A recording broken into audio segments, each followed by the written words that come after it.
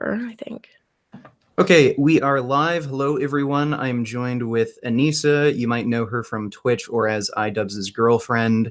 We're here to discuss health and the ethical principles of veganism. The exact debate proposition, as we agreed to on Twitter, is that a vegan diet is superior in terms of health, and we have a moral obligation to reduce animal suffering and death and exploitation as much as reasonably possible. So I think the way we should structure this is get the health issue out of the way first. I think talking about nutrition, I think also clarifying, you're saying that it's superior, right? Like that is your take, it's superior? Yeah, in terms of nutrition, overall health outcomes. Okay. And the reason I'm doing that is because a lot of people use nutrition as a moral justification, so that gets that off the table right away. And it's a little more objective, so I think we can kind of blow through it a little more quickly. Yeah, I'm a fan of that. Health measures. Okay, so first off, we'll go through some research. Can we clarify a few things first, Sure. just to because I think it's really important. Epidemiology, the definition of epidemiology, I'm sure you're familiar with it, correct? But for people that aren't, it's the branch of medicine that deals with incidence, distribution, and possible control of diseases and other factors relating to health. So you would, I mean, most people would say, actually, it's not even it's just a fact. That's like the base of most nutritional study, right? Is epidemiology? No, not necessarily. I mean, you need both epidemiology and mechanistic data together. But you would say 80-90% of nutritional data is collected through epidemiology. I don't know if I'd go that far. Like, it depends on what you're talking about exactly, but okay, sure. Okay, let's say 50-50. Okay, so just to take from the International Journal of Epidemiology, because again, I don't know if you've seen the podcast between Kresser and the vegan heart surgeon. It was an absolute, oh yeah, it was terrible. So you've seen the 4-hour, but they clarify at the beginning what epidemiology is, and they both, say 80-90% of nutritional studies is done through epidemiology. Okay, and so this journal says all epidemiological studies, including observational, randomized controlled trials, and genetic epidemiology studies, have potential limitations. Even when studies are conducted at the highest possible quality, residual confounding might explain associations found in observational epidemiology. It goes on to say that conducted or reported often in ways that we can find profound effects on casual understanding, and as a consequence, detrimental effects on the development and use of effective interventions for disease prevention and treatment. Which, I mean, how you can break down that paragraph is it's basically saying that it's observational science, which is what epidemiology is very hard science to go by. And it's the reason why, and I'm sure but we can discuss it. So if somebody tells you they eat an apple and you record it as a scientist from somebody telling you that they ate an apple, is that fair science?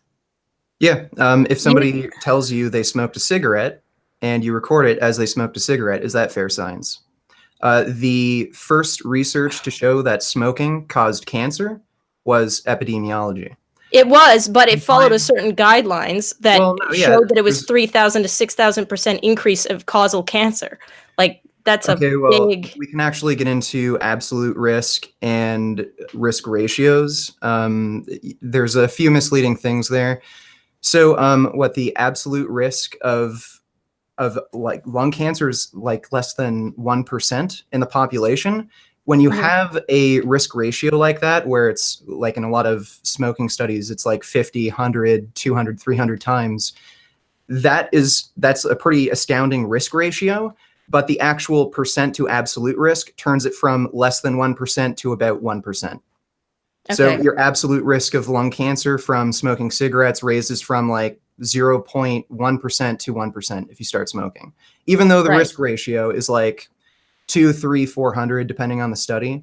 But the thing is, it's reliable enough data, and there's multivariate analyses. You can control for caloric intake, BMI, smoking, exercise, other variables, to the point where if the associations are strong enough, you can make a good enough case for a cause and effect situation going on. And you feel it's like, especially evident in like cigarette smoking, but you can right. also make the same associations with like meat intake and heart disease risk. The associations are significant enough where you can show a causal relationship between like saturated fat, cholesterol intake, heart disease risk. I just find that really hard to believe, because I mean, a huge like metadata study of basically showing that saturated fat wasn't the issue and it was actually carbohydrates.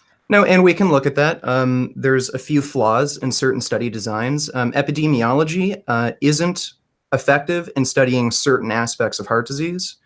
So we can go Right. through that as we go on. Yeah. And that's why I actually don't like to rely on epidemiology, at least not like prospective study designs. Like to use genetic epidemiology and just focus on mechanistic data like metabolic ward experiments, because there is an inherent flaw with most the metabolic ward experiments are quite short term, though, correct?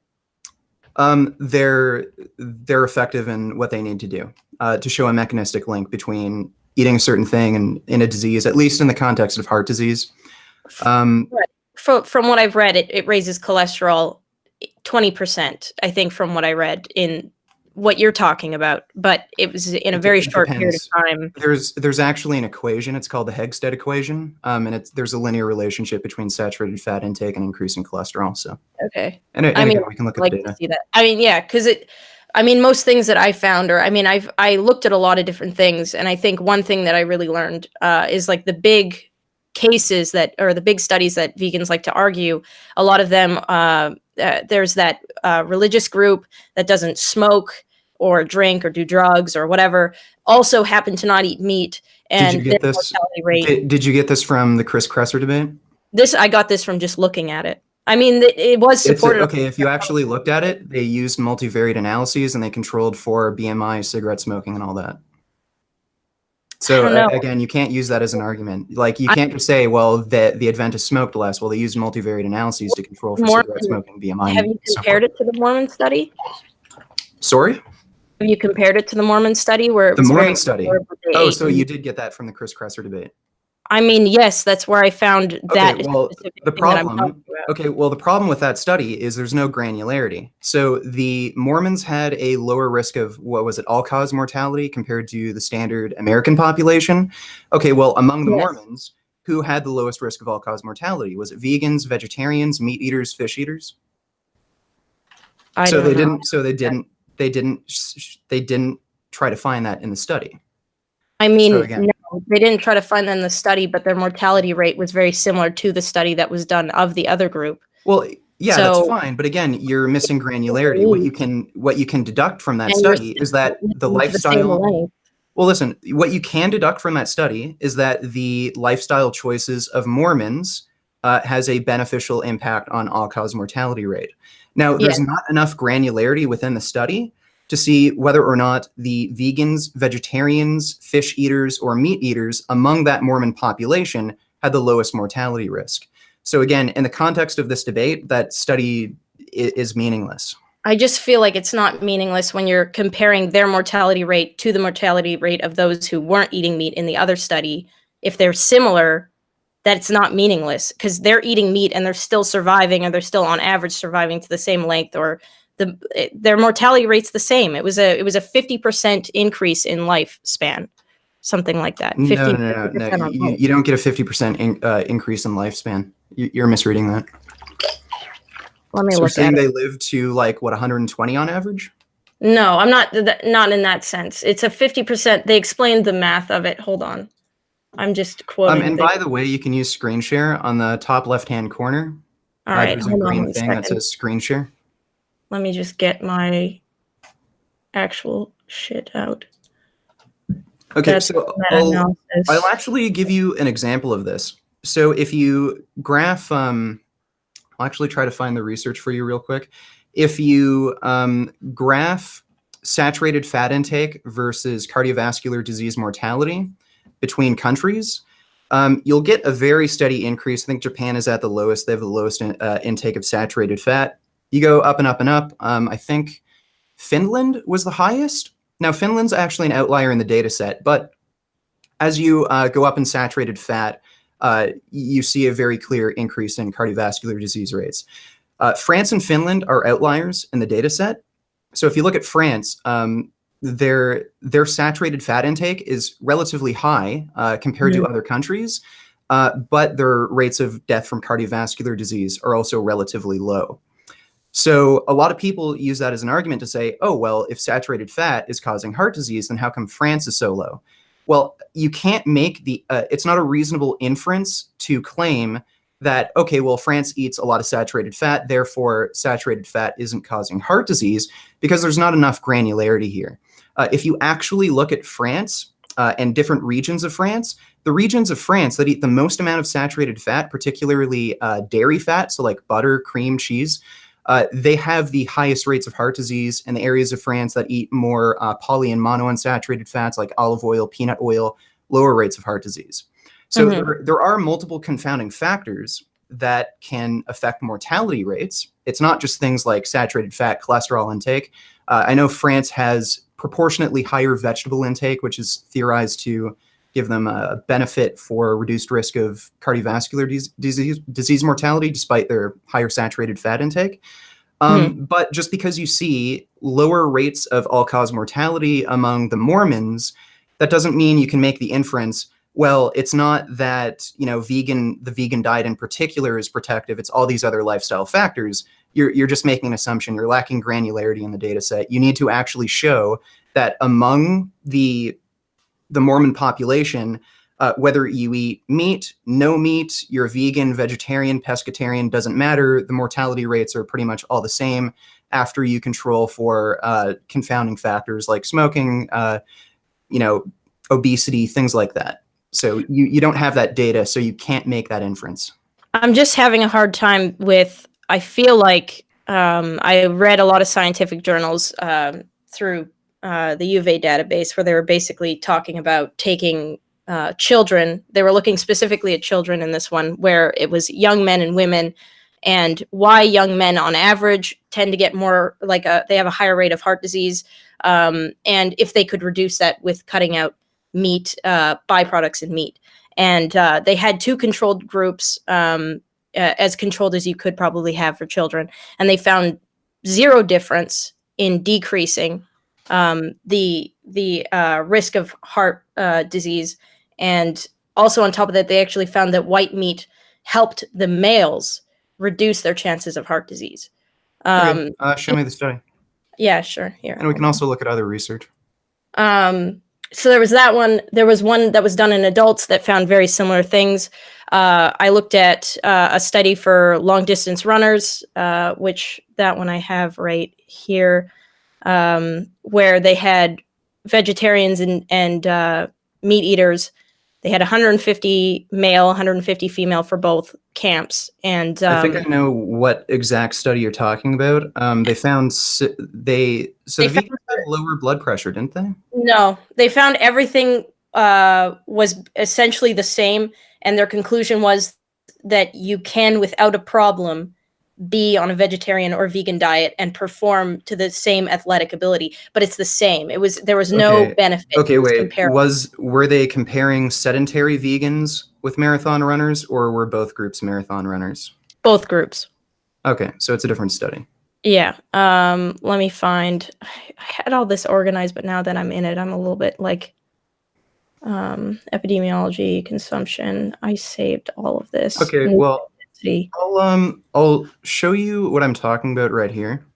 So we'll go up just so you can see the study. So yeah, differences in coronary mortality can be explained by differences in cholesterol and saturated fat intake in 40 countries, but not in France and Finland. So this is the graph I'm talking about. So as you can see, as saturated fat increases, you see a very clear trend towards increasing rates of cardiovascular disease mortality. Now, France and Finland are outliers in the data set. Finland disproportionately higher, France disproportionately lower. A lot of people ignore Finland because a lot of people who want to say, well, saturated fat cholesterol has no effect on heart disease, they want to ignore this. So France is lower. Now, again, like I said before, unless there's granularity in the data set, you can't claim, okay, well, because of this outlier, clearly saturated fat isn't the cause. So if you go down to the discussion section of the paper, yeah, it's around here. Okay, so yeah, butter consumption was higher in the northern regions of France, such as Moselle, where the incidence of cardiovascular disease is high. Olive oil was the chief fat consumed in southern France, along with some peanut oil, and the cardiovascular disease incidence was low in the south of France. So, do you discuss BMI or like people's size on average, like how much, like, and whether or not genetically they're android fat stores, or like, is any of that discussed in this? Well, yeah, again, these are multivariate analyses. They control for things like BMI. Okay, but does it talk about, because like, I'm sure maybe you don't, that if you carry fat around your midsection, if you're an android body type, your risk for heart disease goes way up. It doesn't matter what you're eating, right? Okay.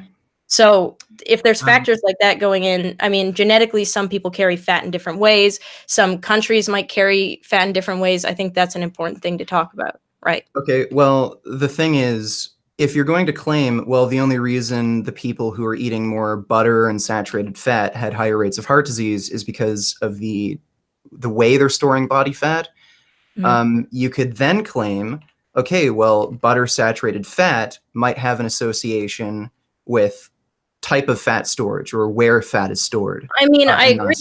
But again, I hate to bring up the Kresser thing, right? But the metadata that he did gather, right, that claimed over and over and over again that it was carbohydrates that seemed to be more of a problem than saturated fat. Here, hold on. That one. I think I know the exact study. It's I can't remember the name right now, but I think I know the exact study.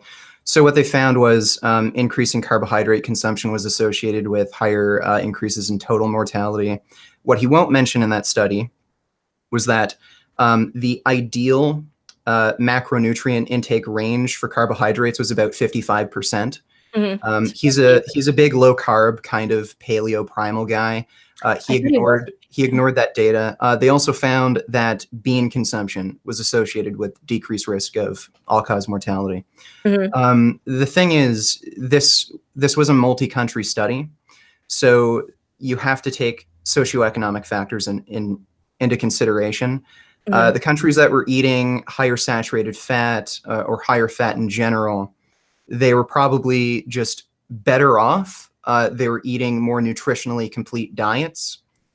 So along with just getting more meat, they're probably just getting a better mix of fruits, vegetables, all that. When you look at the actual study, there are some people who are eating 80% of calories from carbohydrates, the majority of it coming from white rice. That gives you a very strong suggestion that, okay, well, the people who have the high rates of mortality, they're probably just not eating nutritionally adequate diets all around. Again, there's other data and other mechanistic data that's a lot more reliable that you can rely on for heart disease risk. Like at the beginning of this, you're kind of trying to discount the validity of epidemiology.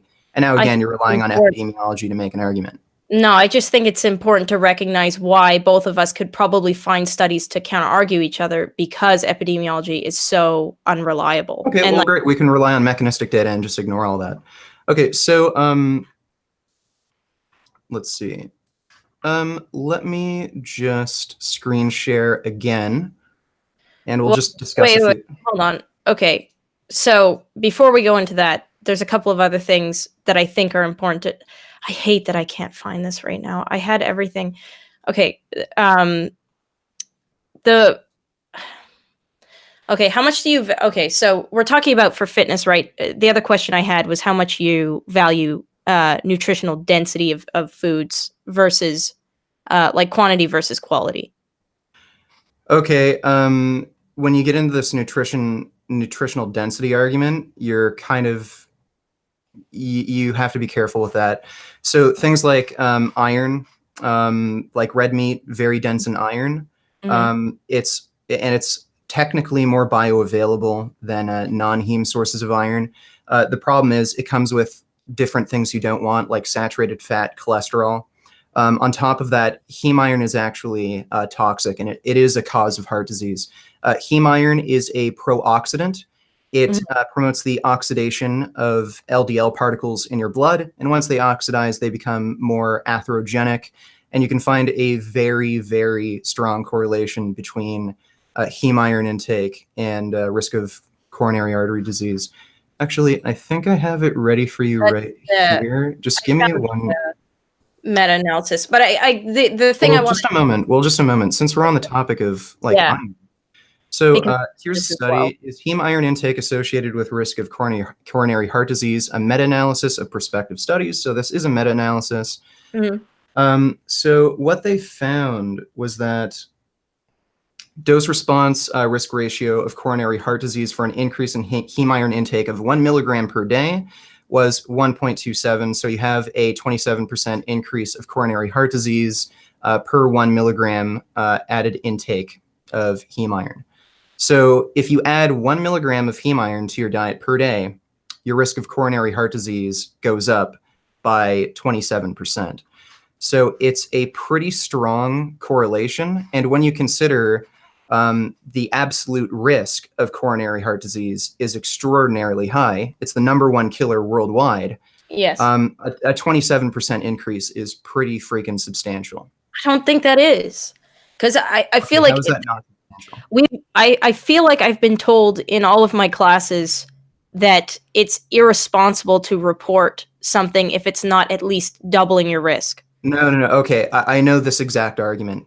So there's sort of arbitrary values that researchers use. I think, generally speaking, I think for a risk ratio to be considered significant, it has to be like above 1.5 at least or something. That's very arbitrary. What you have to keep in mind, no. What you have to keep in mind is absolute risk. So if the absolute risk of coronary heart disease is roughly 30%, well, that means a 30% risk ratio increase would result in like what it would become like a 40% increased risk population wide. So your absolute risk would jump from 30% all the way to 40%. That's pretty massive. No, I can actually turn the same argument against you. So if we used a risk ratio of like, name the number, like, okay, let's say 500 for cigarette smoking. Cigarette smokers have a risk ratio of lung cancer of 500. Okay, well, on a population level, absolute risk for lung cancer, that would turn your lung cancer risk from less than 1% to about 1%. So, like, if you're going to play that game, then I don't know. I just feel like if it's not more than double, there's so many other things that could be playing a factor. Okay, you're not understanding me. I just don't think you're understanding me. Okay, maybe not. So listen. I'll break it down for you. I'll break it down for you really simple. So let's say the prevalence of a disease is like less than 1%. It's almost 0%. So something like lung cancer. So you can find a study where you find a massive risk ratio for lung cancer for smokers. So let's say it's 50.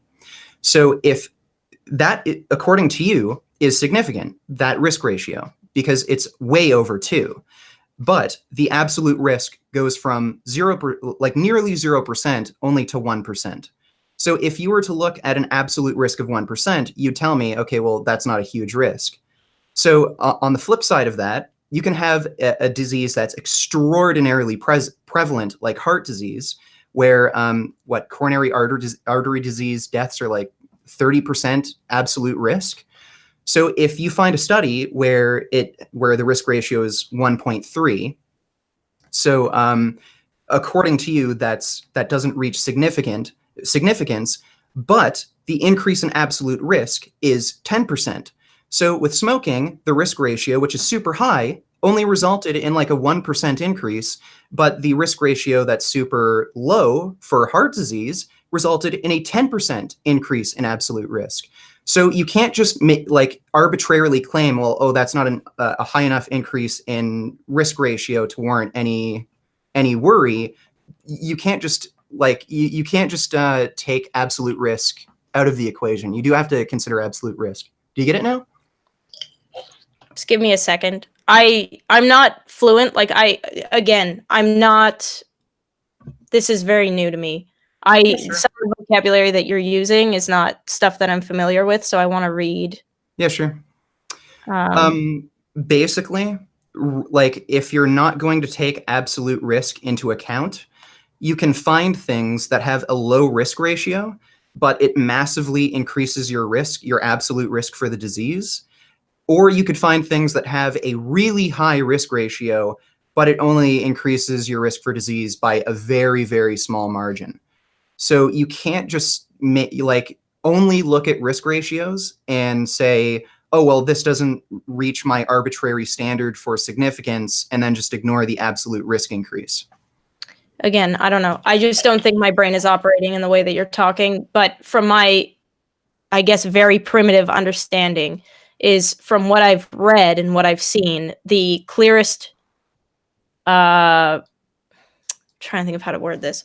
The what all people can agree on, and that was a proper study that was done, was that your increase of cancer, or I think it's cancer in meat, increases by 18%.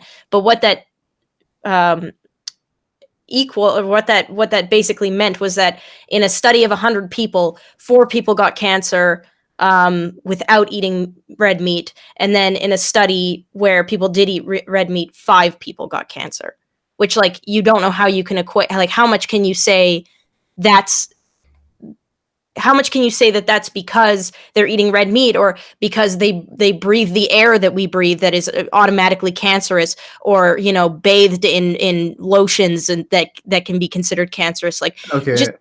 by living, there's so many factors that play into whether or not you get cancer, whether or not you get heart disease, whether or not you get Okay, all. well, again, usually these studies are done on comparative populations. So, like the Adventist cohorts, all populations in California, the EPIC Oxford study, all in the UK. And these involve thousands to hundreds of thousands of people. Well, yeah, So it's not actually, just like groups I of need hundreds. clarification on something. So you're saying that with the Adventist group, that there were people in that group that did smoke and people that don't, and they were comparing them and recording them, and there were people that did drink and people that don't, and they were Yeah, comparing them. and they used multivariate analyses to control for smoking, drinking, BMI. So they look, there's a crude data set and Can there's you an pull that up? adjusted Because I data find that set. so hard to believe that What do they. you mean? You can just look at the study and they adjusted for those risk Can you factors. pull it up? And that if I'm okay, you're very confident, and you're talking very confidently about things, and you could very well be correct, but you're kind of like mowing over a lot of you need, Okay, like, sure. Well, what are you confused about? Like, what are your so concerns? my main concern, and the thing that I have a problem with, is that, to my understanding, the Adventist group, they on average, most of them, if not all of them, did not smoke, did not drink, did not do those high risk things, It and was all lower in the to not vegans. eat meat. It was lower in the vegans and higher in the meat eater group, but they didn't use a crude data set to compare vegans and meat eaters.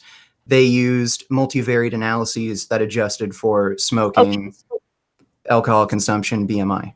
between all of, so what you're saying then is that in the group of non-meat eaters in general, they all pretty much, they didn't because I it was my understanding, what you were saying is that they did separate the smokers within that group and the non-smokers, which confused me, because it was to my knowledge that none of them smoked and none of them No, drank. there were vegans who smoked and drank. It was just much lower.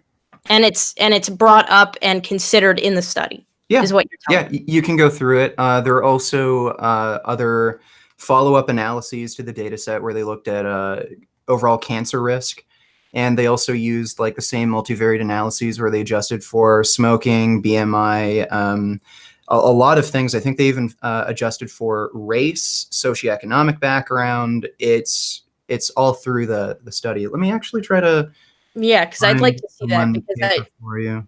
it was my understanding that none of that happened within the group. No, it did. I've almost got it for you here.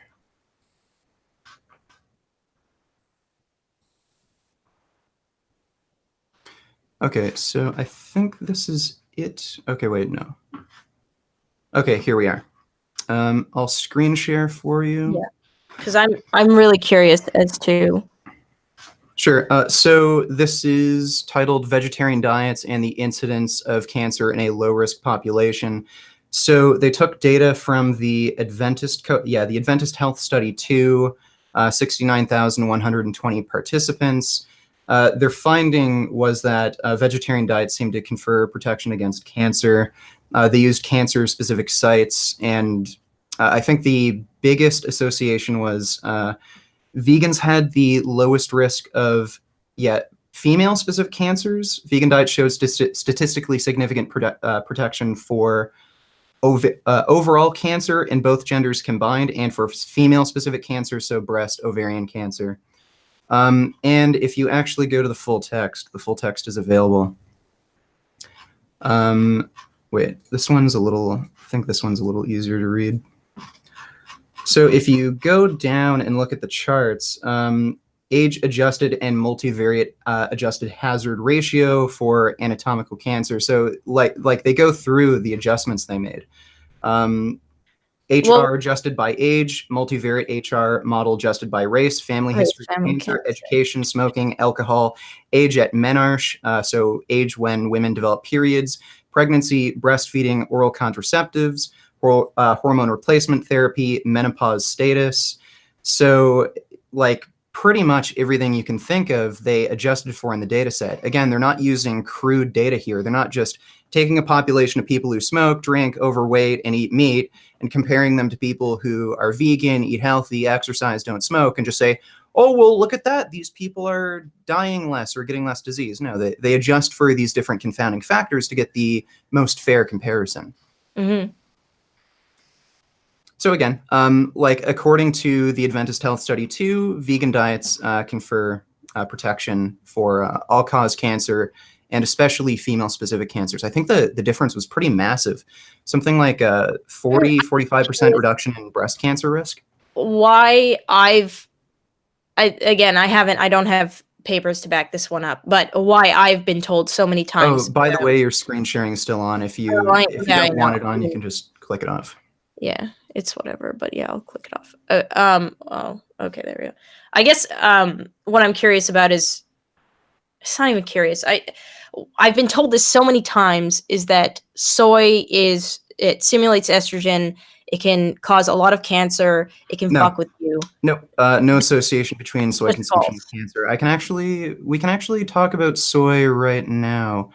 I mean, wait. Before we go into that, I mean, the other thing that was really important that I think is an important discussion for like the benefit of, and we were kind of on it for a second, but I think it is important, is the nutrition density, like micro versus macro. Because I mean, I will say this, I am aware that like protein is protein, right? It doesn't matter if you get it from plant or animal, but I mean, animals are basically walking packs of micronutrients that you need, and from the studies that I found in general, and I mean the Mayotte study is the one that I have here. It ranks the top 12 micronutrient packed foods, and organ meats is number 1, shellfish is number 2, fatty fish, lean fish. Okay, well, you realize you can get vitamin toxicity from consuming organs. There's actually quite a few case reports out of China for, like, I think it's a certain area of China where there's like this belief that fish liver is used to cure some sort of like ailment, like ancient Chinese medicine bullcrap. And consuming things like liver, you can get acute vitamin A toxicity. That's pretty common. And chronic vitamin A toxicity, which is especially a risk for females because they're at higher risk of bone diseases. So just because something is very nutrient dense, that doesn't mean it's good for you. You can get too much of something. I mean, I agree that you can get too much of something, but if you're paying attention to what you're consuming, look, you can talk about nutrient density all you want. Do you have any data showing that vegans are deficient on average in key nutrients? I don't think you need data for that. You do. I mean, you absolutely do. No, if you're going to claim that you can't get enough nutrition in a vegan diet, well, listen, if you're going to nutrition, like, have deficiencies. Most people are not educated to even know what they should be eating. Most people eat Well, that's fucking fine. every That's day. fine. So if we're going to compare Friend. it, so if we're going to compare a population of laymen's to a population of laymen's, most people don't really know how to get nutrition what they're eating. Arguing, like, I think you can very well. This is not what I'm here to say. I don't think that as a vegan or a vegetarian, you would have a problem meeting your other than B12, which I think you get injected into your body, correct? Well, no, I do that personally, but you can just take a Right. supplement or eat fortified foods. Right. Um, By the way, there are meat eaters who have to take B12 injections because they lack intrinsic factor in their stomach, so they literally die if they don't inject B12. yes. I mean, but that's an outlying. I was just asking for you personally, you inject B12 into your body. Yeah, because I was worried that I lack intrinsic factor or had Right. absorption issues. Okay. Well, it's so the point I'm trying to make though is that, like, I'm not here to argue that as a vegan you can't get what you need. You Are you can. I trying to mean, say you it's need a to be more. problem to get nutrition through supplementation? No, I'm not trying to suggest that it's a problem. I'm just saying it's an inconvenience in people's lives that some people don't need. Okay, look, Which I think is like it's not an inconvenience. of Most my. people take a multivitamin anyway. I mean, I would. I mean, I don't. I don't know anybody Well, that does, right, but but like you would agree that a huge portion of the population takes multivitamins. Like, I I mean, don't even for children, like most parents get know. multivitamins for their children. I I don't know had because Flintstone vitamins as a kid. I didn't. My parents didn't do that, That's fine. and Well, I don't that's know you, anybody but that I'd does. say it's pretty common I mean, practice. again, I said I don't know because I don't know. From my personal experience, my very small world, Sure. no. But I don't know. I can't say one way or the Okay, other. well, Anisa, the problem I have with you suggesting that it's difficult for vegans to get enough nutrition, especially from certain I'm not sources. saying that. I'm saying it's less Okay. convenient. Okay, well, do you have any proof that it's less convenient? What do are you gonna if it was as convenient to be a vegan or there'd be a lot more vegans than 2% of America. No, not necessarily. Yes, No, not necessarily. If absolutely. it was, okay, look, is buying cigarettes from the store less convenient than not buying cigarettes from the store? But it's addicting. Yeah. Cigarettes are addicting. And you don't think Being people get, vegan is and you don't addicting think to a people get drug. addicted to their dietary habits? People get People addicted to do lots sugar. of stuff. People Well, get look, addicted to sugar. people get addicted to sugar. People get addicted to cheese. People get addicted to chocolate. There's lots of things that people get addicted to, but I don't see that like Yeah, you have I, this kind of that's nebulous not idea of valid. convenience. Well, no. I don't accept like these nebulous ideas of convenience as an argument against a vegan diet. Okay. Like, unless you can prove that it's more difficult to get certain nutrients on a vegan diet, and you can actually prove that in population studies that vegans tend to be deficient in key nutrients, I just think then you really don't have an argument here. it's the argument of, like, if you're driving around with your buddies and you want to eat, the vegan options aren't exactly like most. I mean, you can look at how many people use Uber Eats, how many people don't cook now, how many people eat out, and how our society does not cater to a vegan diet. And that simple fact, which is a fact, and if you want to find studies for that fact, go ahead. But, like, our society does not cater towards a vegan diet. Okay, Therefore, it's less convenient than a you're non-vegan diet. You You're can't argue. arguing against yourself here. So first you claimed that, well, a lot of the reason why vegan populations are healthier than meat eaters is because they're not eating processed garbage, they're not drinking, not smoking, and then you're actually advocating for a lifestyle where you go out and eat junk food and fast food. No, you So can go do you think Safeway the so do you chicken think and so do cut you it. think well, listen, do you think the overall health outcomes in a population would be better if they can't just go out and eat anywhere and they actually had to select food and be conscious about what they eat? I mean, that's an unrealistic idea, though. Like, it's No, so it's not. No, it's not. boring. Well, look, vegans do that all the time and they have to be conscious about what they eat. And that's an indirect lifestyle variable that benefits their health. But that's exactly why there aren't very many of them, because you have to consciously decide and choose. Most people don't have time in their day to do that. I mean, Okay. most people have jobs and, like, do And things. like, there are plenty of people who have jobs. I have a job. A lot of people think I don't work because I do YouTube. I work a ton and I have enough time to get food, eat whatever like I need to Time out of eat. your day, There are though. there are plenty of professional vegans who do like get their nutrients in. It's not as difficult as you're making it out. And this is totally besides the point of the argument, by the way. You're kind of going off No, topic. I We're supposed to, don't well, think it no, is, listen, because listen, part listen. of my Well, argument, listen, a lot of listen. it No, lies listen on for a second. No, convenience, listen for a second. and You can't no, that we you can can't get have the an argument same about nutritional nutrition, benefit. what diet is healthier, and then you make the excuse, well, oh, it's inconvenient. So we're arguing about health. We're not arguing about convenience right now. We All right. can't argue about Well, convenience. No, convenience is a valid argument if we're going to talk about ethics, which will come later. So that's fine. right.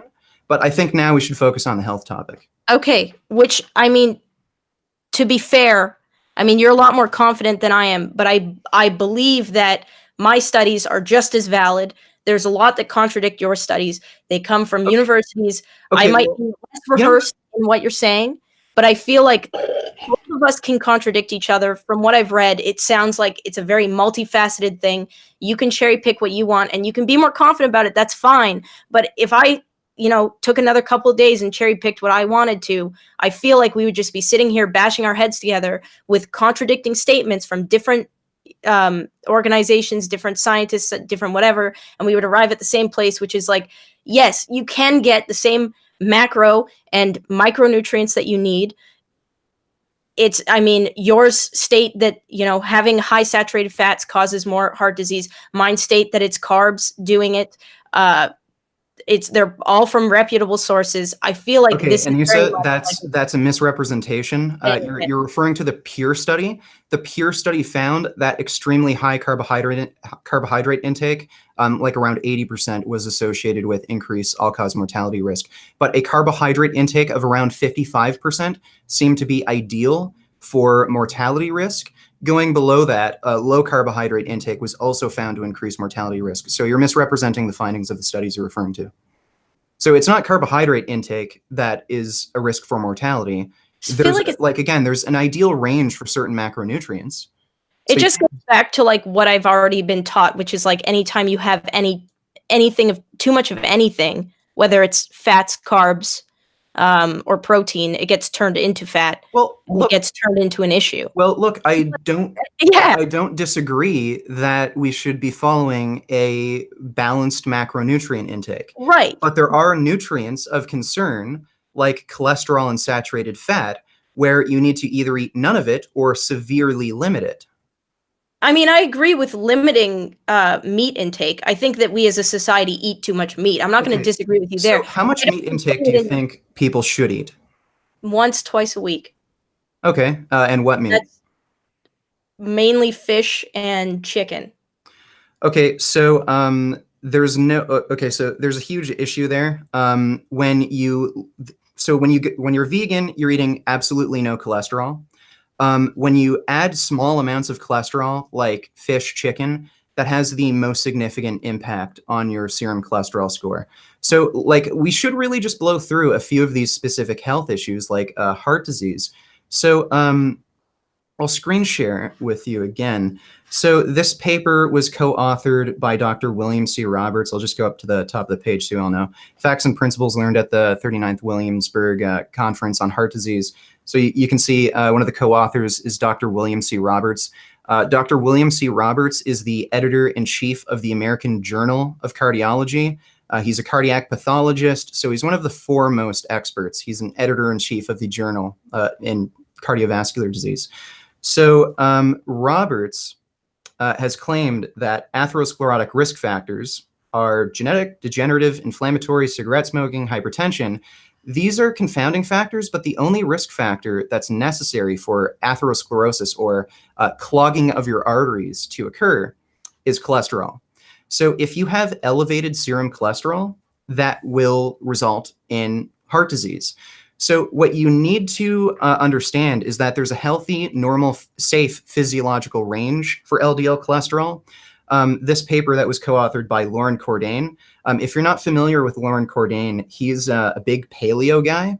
He believes primal ancestry, eating a paleo diet, lots of wild-caught meats. So he's not biased towards a vegan diet. This is what his research came to this conclusion. The optimal low density lipoprotein level in your serum is 50 to 70 milligrams per deciliter. So they came to this conclusion based on the cholesterol range in native hunter-gatherers, healthy human neonates, free-living primates, other wild mammals, and other randomized trial data that relied on both diet intervention and drug interventions. So if you go down a bit, you'll see this chart. Hunter-gatherers are down here. You can see the Hadza, Inuit, Ikung, Pygmy, San. You can also see other wild primates and other wild mammals. They all have an LDL cholesterol score in the range of 50 to 70 milligrams per deciliter. This is total cholesterol numbers, but you can actually calculate LDL cholesterol from total. So the average American has an LDL cholesterol score of 130 milligrams per deciliter. That's pretty much double the healthy, safe, normal physiological range. So the issue here is that unless you can get your cholesterol levels down to 50 to 70 milligrams per deciliter, you will cause the progression of atherosclerosis. Now, as far as all the research I've seen, there's no way of eating animal products with any regularity and keeping your cholesterol levels within that range or below that range. Eating chicken once a week or twice a week, or fish once a week, twice a week, that will almost surely, for the vast majority of people, put their cholesterol score above that range. I don't know. I feel like this is so, I just feel like, okay, it's so hard for me to word. You're throwing a lot, like, okay. I know this is a lot for you, and like I don't want to try to put you on the spot, but I'm just showing you, like, this is the data, this is the facts. I know you're not too well read on this topic, but like, I mean, yeah, to clarify, like, I'm not a nutritionist. I lift, I eat. That's about it. From what I looked at, and I mean, like, again, you're throwing a lot at me, but I none of it is convincing me. I mean, a lot of what I read is that cholesterol isn't as impactful as what you're saying it is. I've read is. things that, I can actually show you more mechanistic data. Not even that high in a lot of people that have heart disease and that have died of heart disease. Not the okay, wait. You just mentioned that people who died of heart disease didn't have high cholesterol. Was it above the 50 to 70 milligram per deciliter range? Because that's what is high. If your LDL cholesterol is above 70 milligrams per deciliter, that's when atherosclerosis occurs. That's when you're at risk for heart disease. So are these people dying of heart attacks? Do they have cholesterol levels that are above that range? Well, again, I can show you another study. So this is a very recent paper. It was published in the the American Journal of Cardiology.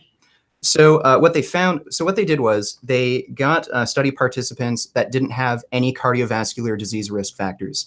So they were at a healthy body weight, they didn't drink, they didn't smoke. So generally healthy people.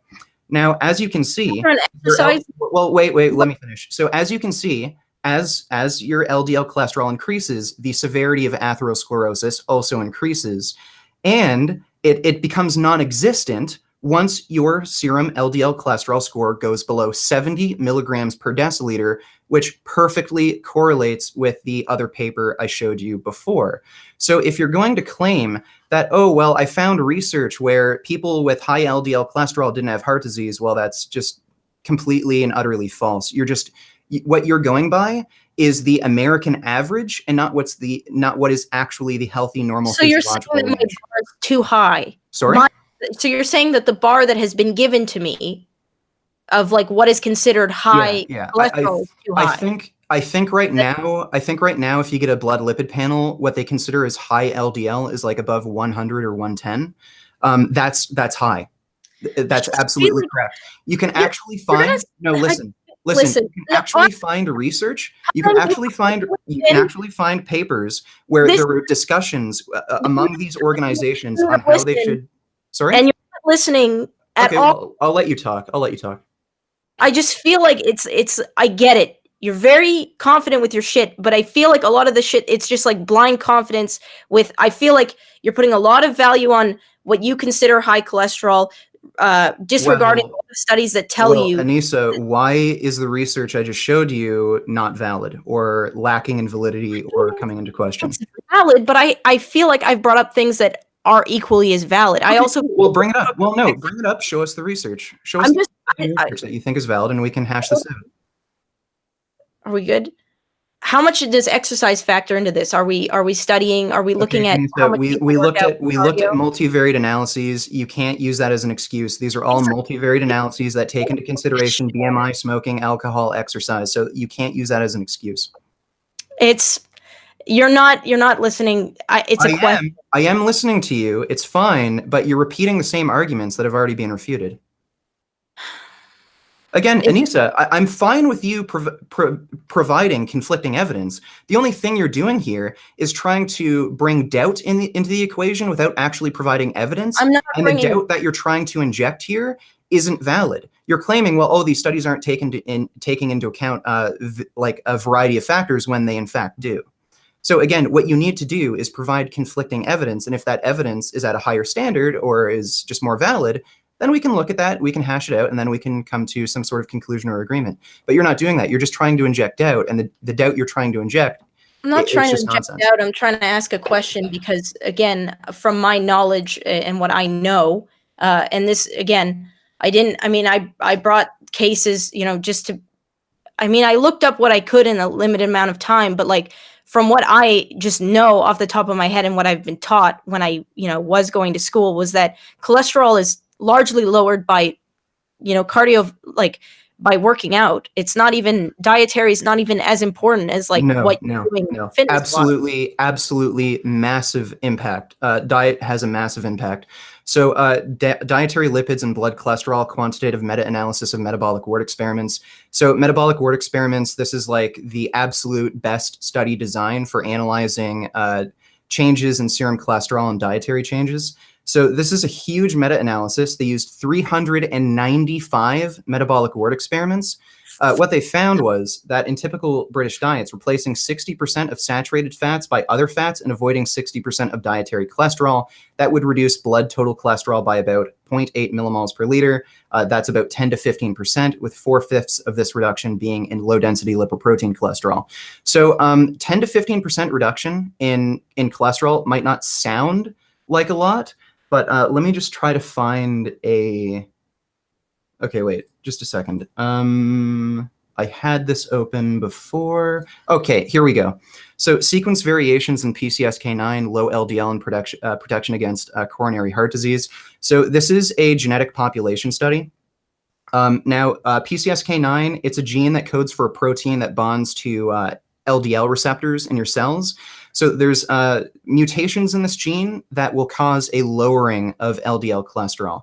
So in this study, they found that a 28% reduction in mean LDL cholesterol due to genetic factors resulted in an 88% reduction in the risk of coronary heart disease. And they also found this relationship was perfectly linear. They got a population of white people where a 15% reduction in LDL cholesterol resulted in a 47% reduction in the risk of coronary heart disease. So when you see a study, like a big meta-analysis that I just showed you, where reducing saturated fat and cholesterol resulted in a 15% reduction in LDL cholesterol, that has a huge, massive benefit for reducing your risk of coronary heart disease. That is directly diet. And there are genetic, and again, with these genetic studies, that proves a causal relationship. The genetically lowering your cholesterol through genetic factors, independent of all other variables, smoking, exercise, BMI, that resulted in a massive decreased risk of heart disease. So not only do we know that cholesterol is a direct causal risk factor for heart disease, but we also know that reducing it through diet is massively helpful. Can I ask you a question, Sure. Just out of curiosity? Sure. If you're so confident that eating meat and byproducts are so deadly, why do you think more nutritionists don't push for vegan and vegetarian? Like, if these studies are so concrete and what you're saying is so absolute fact, as you seem to want to preach to me, because I feel like right now I'm sitting in a lecture, and you're just, you're sitting there lecturing me essentially. Like, I feel like I'm back in the worst class that I've ever been in my life. Well, Anisa, I'm not trying to be rude to you or be confrontational or anything. Like, this is just Can you? It's cool. I'm just trying to make it clear that I'm not trying to antagonize you. No, because you're doing a really good job. So my question is, if this is so fact, then why isn't every nutritionist on the block preaching this? Why isn't my nutritionist, who is a major in, that's what he does, why does he tell me to eat meat then? Okay, is he a nutritionist or a dietitian? He's a nutritionist. So he isn't actually a dietitian? Majoring in nutrition. Kinesiology majoring in nutrition. That's what he is. So he isn't a dietitian. He would be looking at all the same studies you're looking at. Okay, so he isn't a dietitian, and I seriously doubt he'd be looking at the same studies I'm looking at. Look, Anisa, I don't care why most nutritionists don't recommend a vegan diet. Literally doesn't matter. You're just making an appeal to popularity fallacy. You're making an appeal. Do you understand what an appeal to popularity fallacy is? No, so you don't understand what an appeal to popularity fallacy is. Do you want me to explain it to you? Are idiots, except for you. That's what you're saying. No, I'm not saying they're idiots. I'm just saying they're ignorant. Do you understand what an appeal to popularity fallacy is? If you don't think it was that even of a thing, where a lot of people say, there's a lot of dietitians, or most dietitians say, there's not a cookie cutter diet and everybody's different, and some of us should be eating meat, some of us shouldn't. Jordan Peterson literally only eats steaks. My question is, well, I don't care what Jordan Peterson eats, but that's an important thing. If that benefits him, and then some people, how do you know that benefits him? How do you know that benefits him? Claim.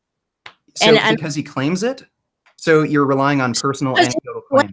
You claim that veganism is good, and you've brought up. And I rely on data for that fact. I'm not relying on personal anecdotal claims. Just because Jordan Peterson claims that eating nothing but meat has benefited him, that doesn't mean it's true. That's a personal anecdotal claim. It was a very small example on a bigger point that I'm trying to make, that most dietitians will tell you there's not a cookie cutter diet. Right, and that's because some people benefit from meat, some people may not, some people benefit from keto. Okay, again, dietitians will tell you that. Okay, I don't care what dietitians will tell you. That's an appeal to popularity fallacy. Do you understand what an appeal to popularity fallacy is? I'm assuming you're going to tell me, and I'm assuming that it basically means because everybody's telling you to do something, that it's automatically correct. Yeah, that's essentially true, and that's basically what you're arguing. No, I don't think I'm arguing that. I think I'm arguing that a lot of people that have studied this field will not outright tell you that you are going to die or increase your likelihood of dying of heart disease, of whatever, if you eat meat. The majority of dietitians and nutritionists out there will not tell you to avoid meat. They'll tell you to reduce meat on average, which I agree with. I think that the reduction of meat is important. I think we as a society eat too much meat. I think that we are gluttonous when it comes to fats and sugars and whatever else. But to say that we are just not meant to eat meat, just ignoring the fact that we have large, small intestines, ignoring the fact that we have canines, ignoring the fact that I only care about health outcomes. So unless you have a health outcome data that proves that meat is actually good for us, you don't have an argument. Again, you're just making an appeal to popularity fallacy, and you're making an appeal to nature as well. No, I think you're just really trying to catch me in this, like... No, look, I'm not trying to catch you. I'm providing data in support of my position, and you're not providing conflicting data in support of your position. You're trying to inject doubt. You're making appeal to popularity fallacies, and now you're making appeal to nature fallacies. We have canines, our intestines, we're made to eat meat. These aren't arguments. These are logical fallacies, and they're not a valid form of argument. So unless you have actual evidence against the research I provided that saturated fat and cholesterol raises your LDL cholesterol by a significant amount, and because of that fact, you should just completely eliminate cholesterol and reduce saturated fat as much as possible from your diet, which would mean you have to follow a plant-based diet or a fully vegan diet. There aren't many animal foods that are free of cholesterol. There's so many studies that say that cholesterol isn't even bad for you. I know there are. I know they are, and they're invalid. And if you show them to me, I can explain to you why they're invalid. So, before you even show them, I can actually give you a few ways that a lot of these studies are flawed by design, sometimes intentionally, sometimes unintentionally. One of the ways is to not take into account baseline cholesterol levels. So cholesterol is largely determined by your genetics. So some people might have a genetically high cholesterol, some people might have a genetically low cholesterol.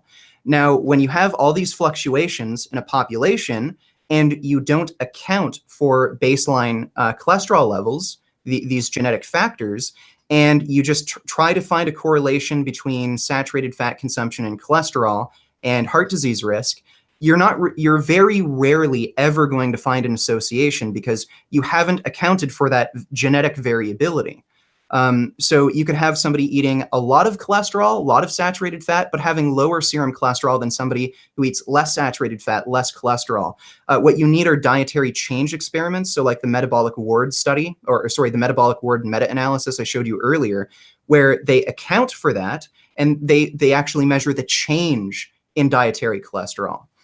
So if you actually account for changes in serum cholesterol by calculating baseline cholesterol intake, baseline saturated fat intake, and the resulting change in serum cholesterol, you'll find a very obvious pattern that eating saturated fat cholesterol raises your serum cholesterol and as a result increases your risk of heart disease. And again, there are multiple converging lines of data. One of the more recent papers I showed you earlier by the American Journal of Cardiology found that atherosclerosis increases in severity with increasing serum cholesterol. And it's not until you get below 70 milligrams per deciliter where it's non-existent.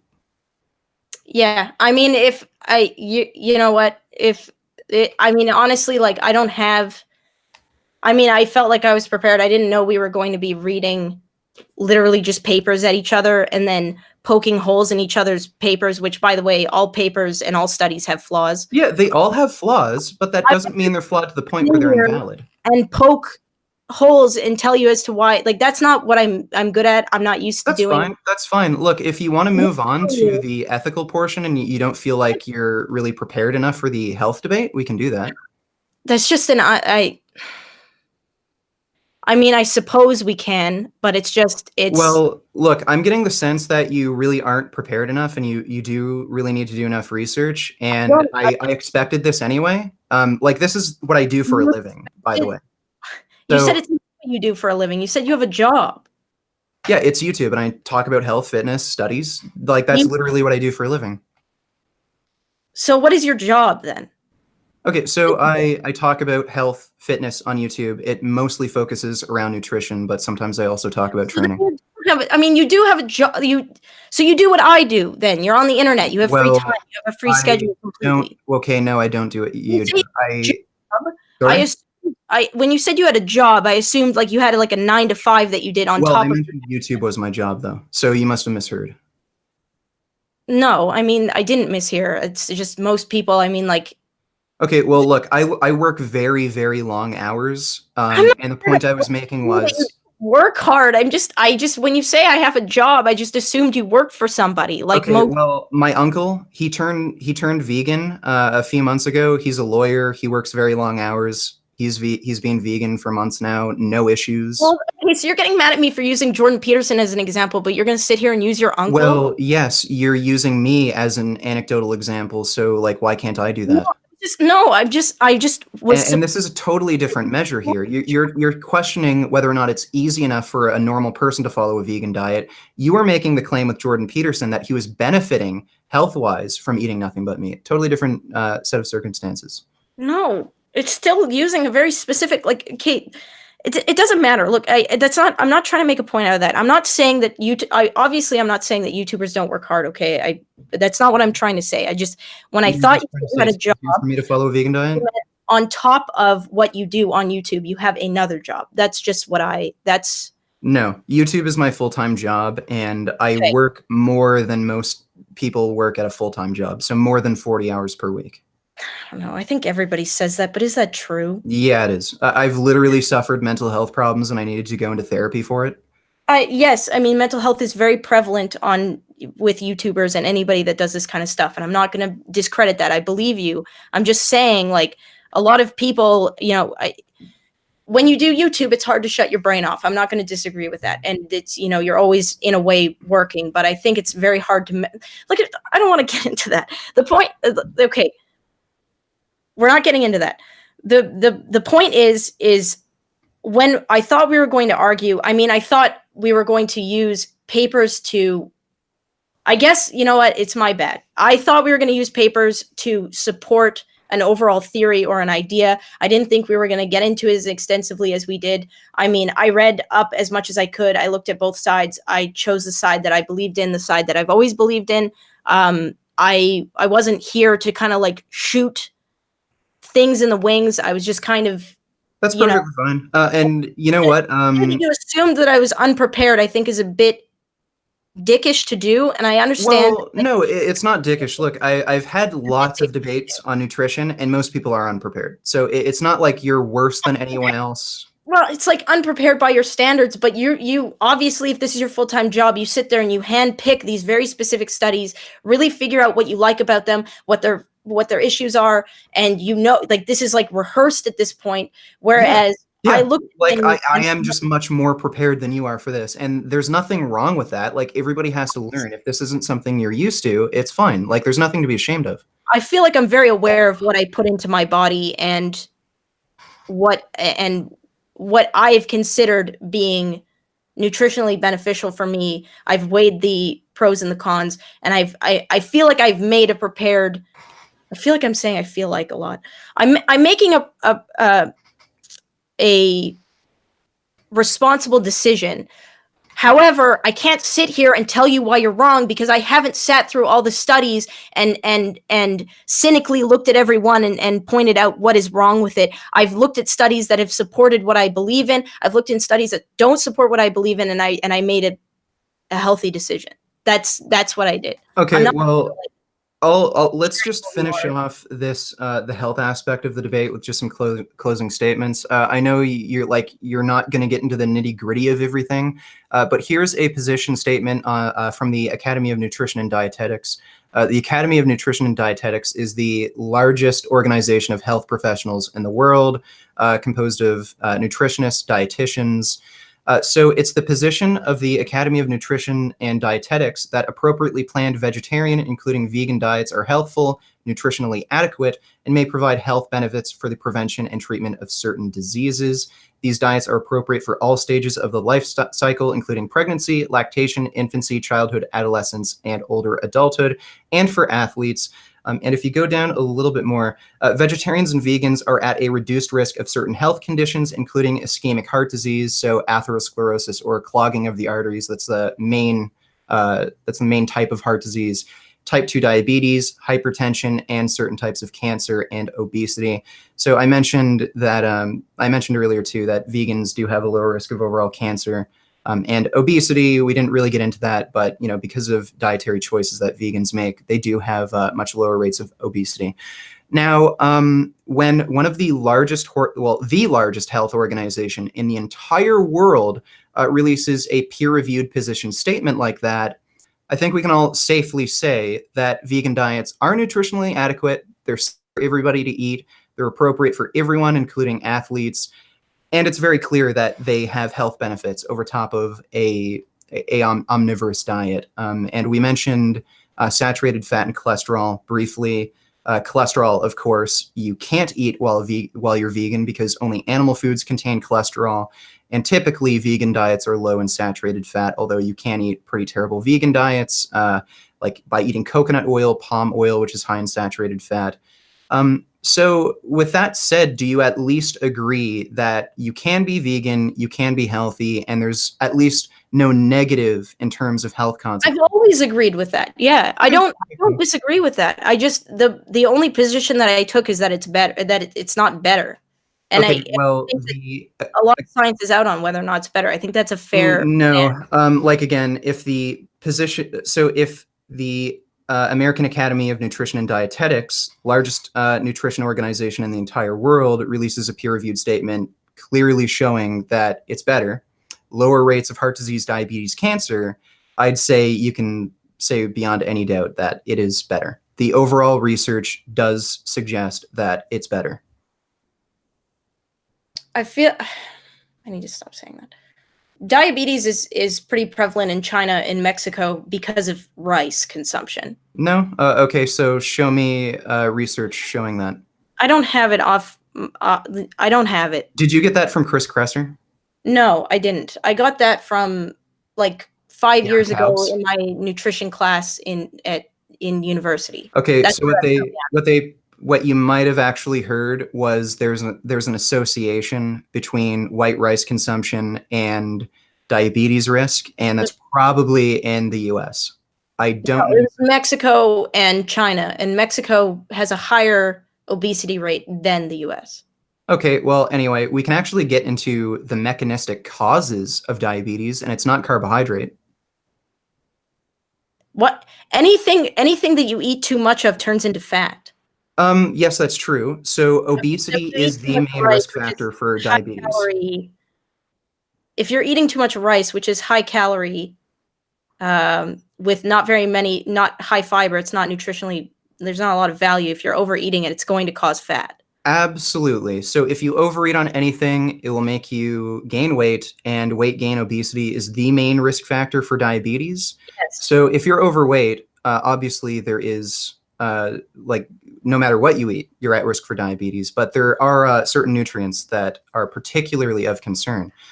So fatty acids and glucolipotoxicity and the pathogens of type 2 diabetes. So what happens is when you eat saturated fat, it breaks down into toxic breakdown products known as non-esterified free fatty acids. What these non-esterified free fatty acids do is they cause beta cell apoptosis in your pancreas. So they literally kill off cells in your pancreas so that you can't produce enough insulin. There's also many other papers going over the toxic effects of saturated fat. They cause inflammatory autoimmune issues that also lead to insulin resistance. And look, again, here's a paper from the American Diabetes Association. Vegan diets were associated with a decreased risk of type 2 diabetes, and that's after adjustment for age, sex, ethnicity, education, income, physical activity, television watching, sleeping habits, alcohol use, and BMI. So the vegans had, by far, again, the lowest risk of type 2 diabetes, even after controlling for all those factors. And again, I'd argue it's because of lower consumption of saturated fat. So being overweight is the main risk factor, but there are also more detailed mechanistic reasons, saturated fat being the main nutrient of concern that triggers type 2 diabetes. So again, another benefit for vegan diets. I mean, I would have to look into it. From what I looked at, it looked like it was anything that you overeat that causes fat, Yeah, causes yeah, diabetes. that's Which true. I'm not saying that you're not saying that, but I'm also saying that I never saw anything, at least from what I was looking at, that said that saturated fat somehow magically made you more prone to die. Like I mean, you gave me the science, and if Well, that's it's not true, magic. They explain how.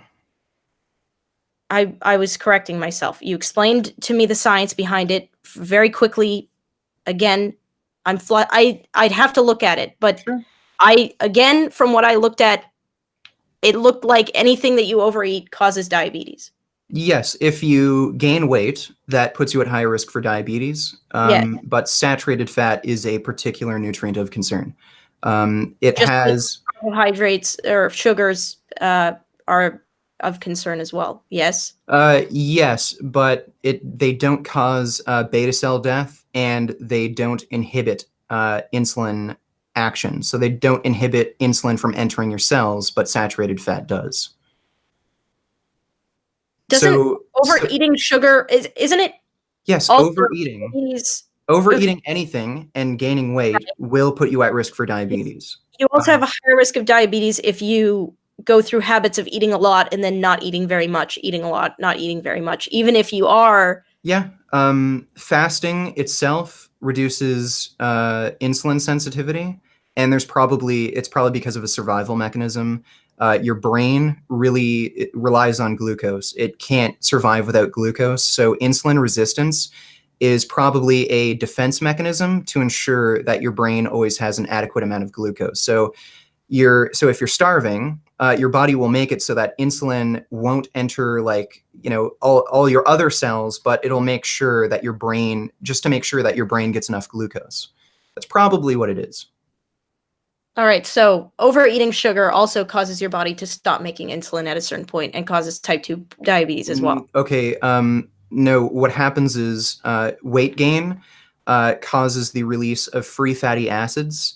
So it's the spillover effect. When you gain so much adipose tissue, it actually spills into your bloodstream, and that can cause beta cell death. And that also has a direct impact on insulin sensitivity. It just blocks insulin from entering the cells. And it also increases intramyocellular lipids, so fats inside the muscle tissue. There's a bit of debate over whether or not that's a significant factor, because athletes tend to have more intramyocellular lipids. So certain contexts might be at play there. But generally, yeah, weight gain and saturated fat intake, biggest risk factors. The theme of this whole discussion is that, like, confidence comes off as correctness, but I don't think that that's okay. Well, I'm confident because I've talked about this like literally every day. It's my job. Yeah, I mean, but I'm just saying, I just think that's the theme of what.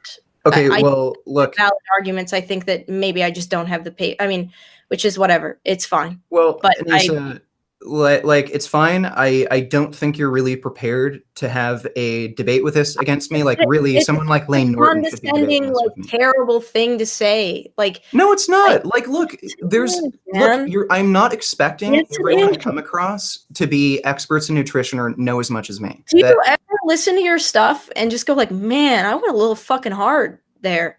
Do you ever do that? No. Like, look, I'm a very direct, confrontational person, so. Yeah, I know. I'm just. And there's nothing. Look, like, I don't think you're less of a person or stupid or something for not knowing this stuff. I'm not trying to suggest that. You have a great talent of making people look stupid to your audience. Okay, like maybe I do, but look, it's which is fine. I'm just saying, like. Well, look, you shouldn't be embarrassed about this sort of stuff. Like, I needed to learn this. I'm just stating a fact that, like, I mean, I get it. You want to come off very confident to sound like you're right, but I don't think that it. Well, look, Anisa, like, before I went vegan, I didn't know anything about this, and if I had a debate with someone like me back before I was vegan, I'd look like a moron who doesn't know what they're talking about. There's nothing to be embarrassed about if you haven't studied this. I just don't have the papers on hand to pull out of my ass to yell at you and read over, and then like I'm confident in what I believe in. I don't want you to think that I'm not, but that's fine.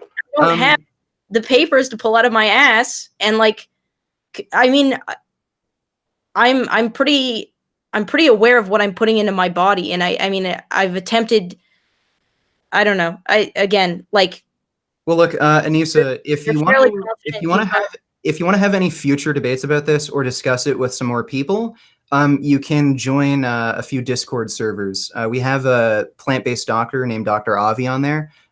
He'd be really good in talking to you about some of this stuff. If you have any concerns, like, okay, I found this paper that shows cholesterol isn't related to heart disease risk, he'd be one of the best people to explain the study to you, go through it, some of the flaws in the methodology, why some papers are better. So I think that would be good for after this debate, like to just join, like ask yourselves Discord or something so you can talk to Dr. Avi.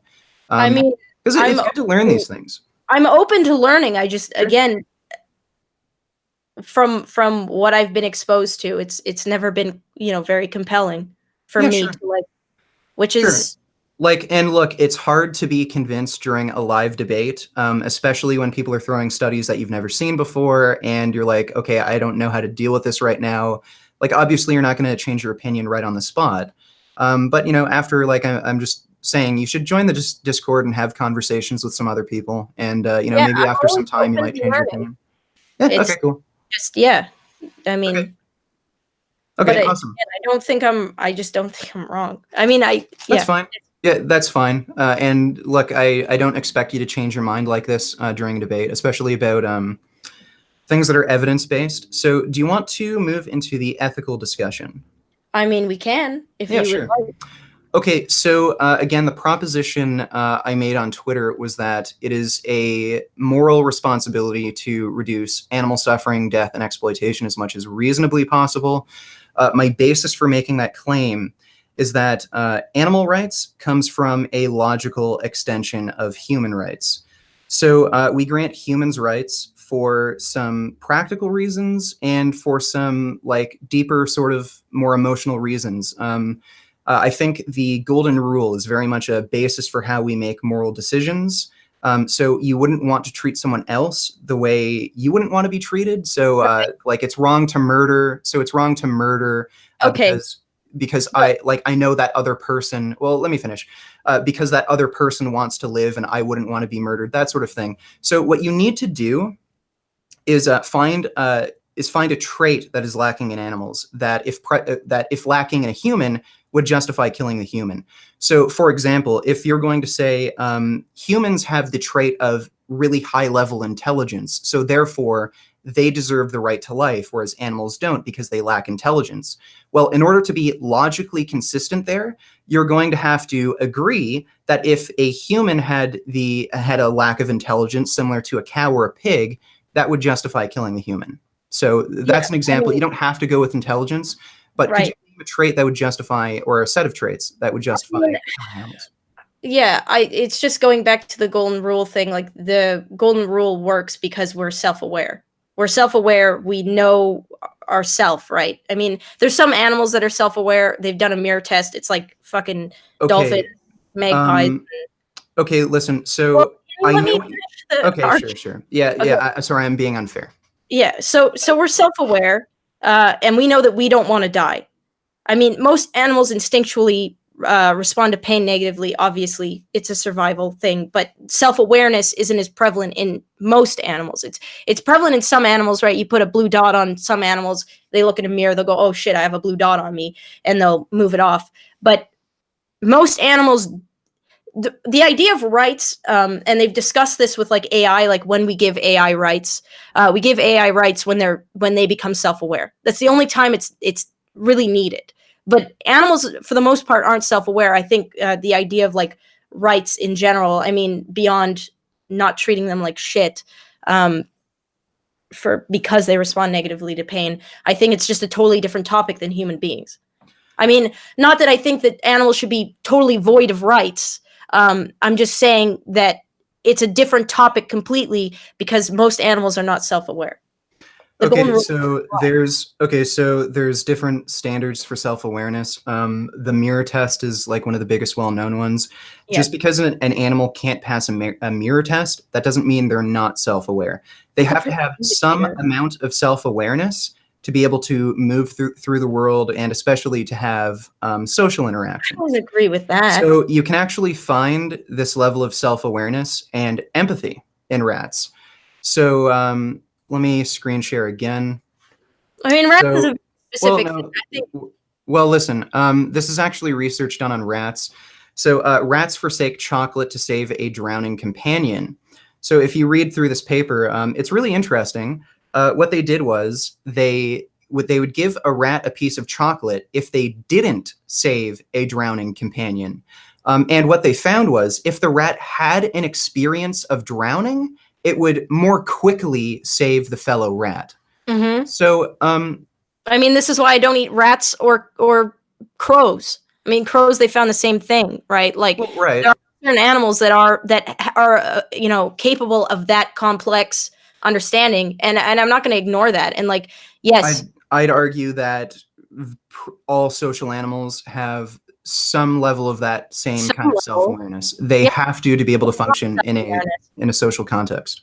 I think empathy is something that has been gifted to the certain mammals. Not even, I would say certain mammals, and it's very specific mammals. It's like us, rats, dolphins, elephants, magpie. Magpie's not a mammal; it's a bird. It's very, empathy is a very. Okay, so cows, chickens, pigs, the most common animals we consume. Are you saying they don't have any empathy? Pigs are their own thing, and I'm not going to. I don't. Right, I know you don't eat pigs, but pigs. Pigs are intelligent. I know chickens have social structure. Cows have social structure, and they have empathy. You cannot have a social system without some amount of empathy. Claim to just make that they have empathy. That's a very. No, it's not. Yes, it is. That's a very to be that confident to say yes, they have. Empathy in itself is such an abstract idea. No, not really. It's just the ability to understand how someone else or something else is feeling. Yes, it is an abstract idea because in order to measure how much, we can't even measure how much other human beings feel empathy for each other. How are we going to do it in animals?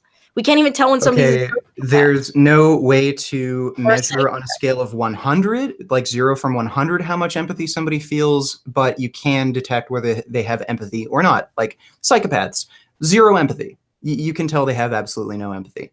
But if you're going to talk about any social animal, they're going to have some amount of empathy.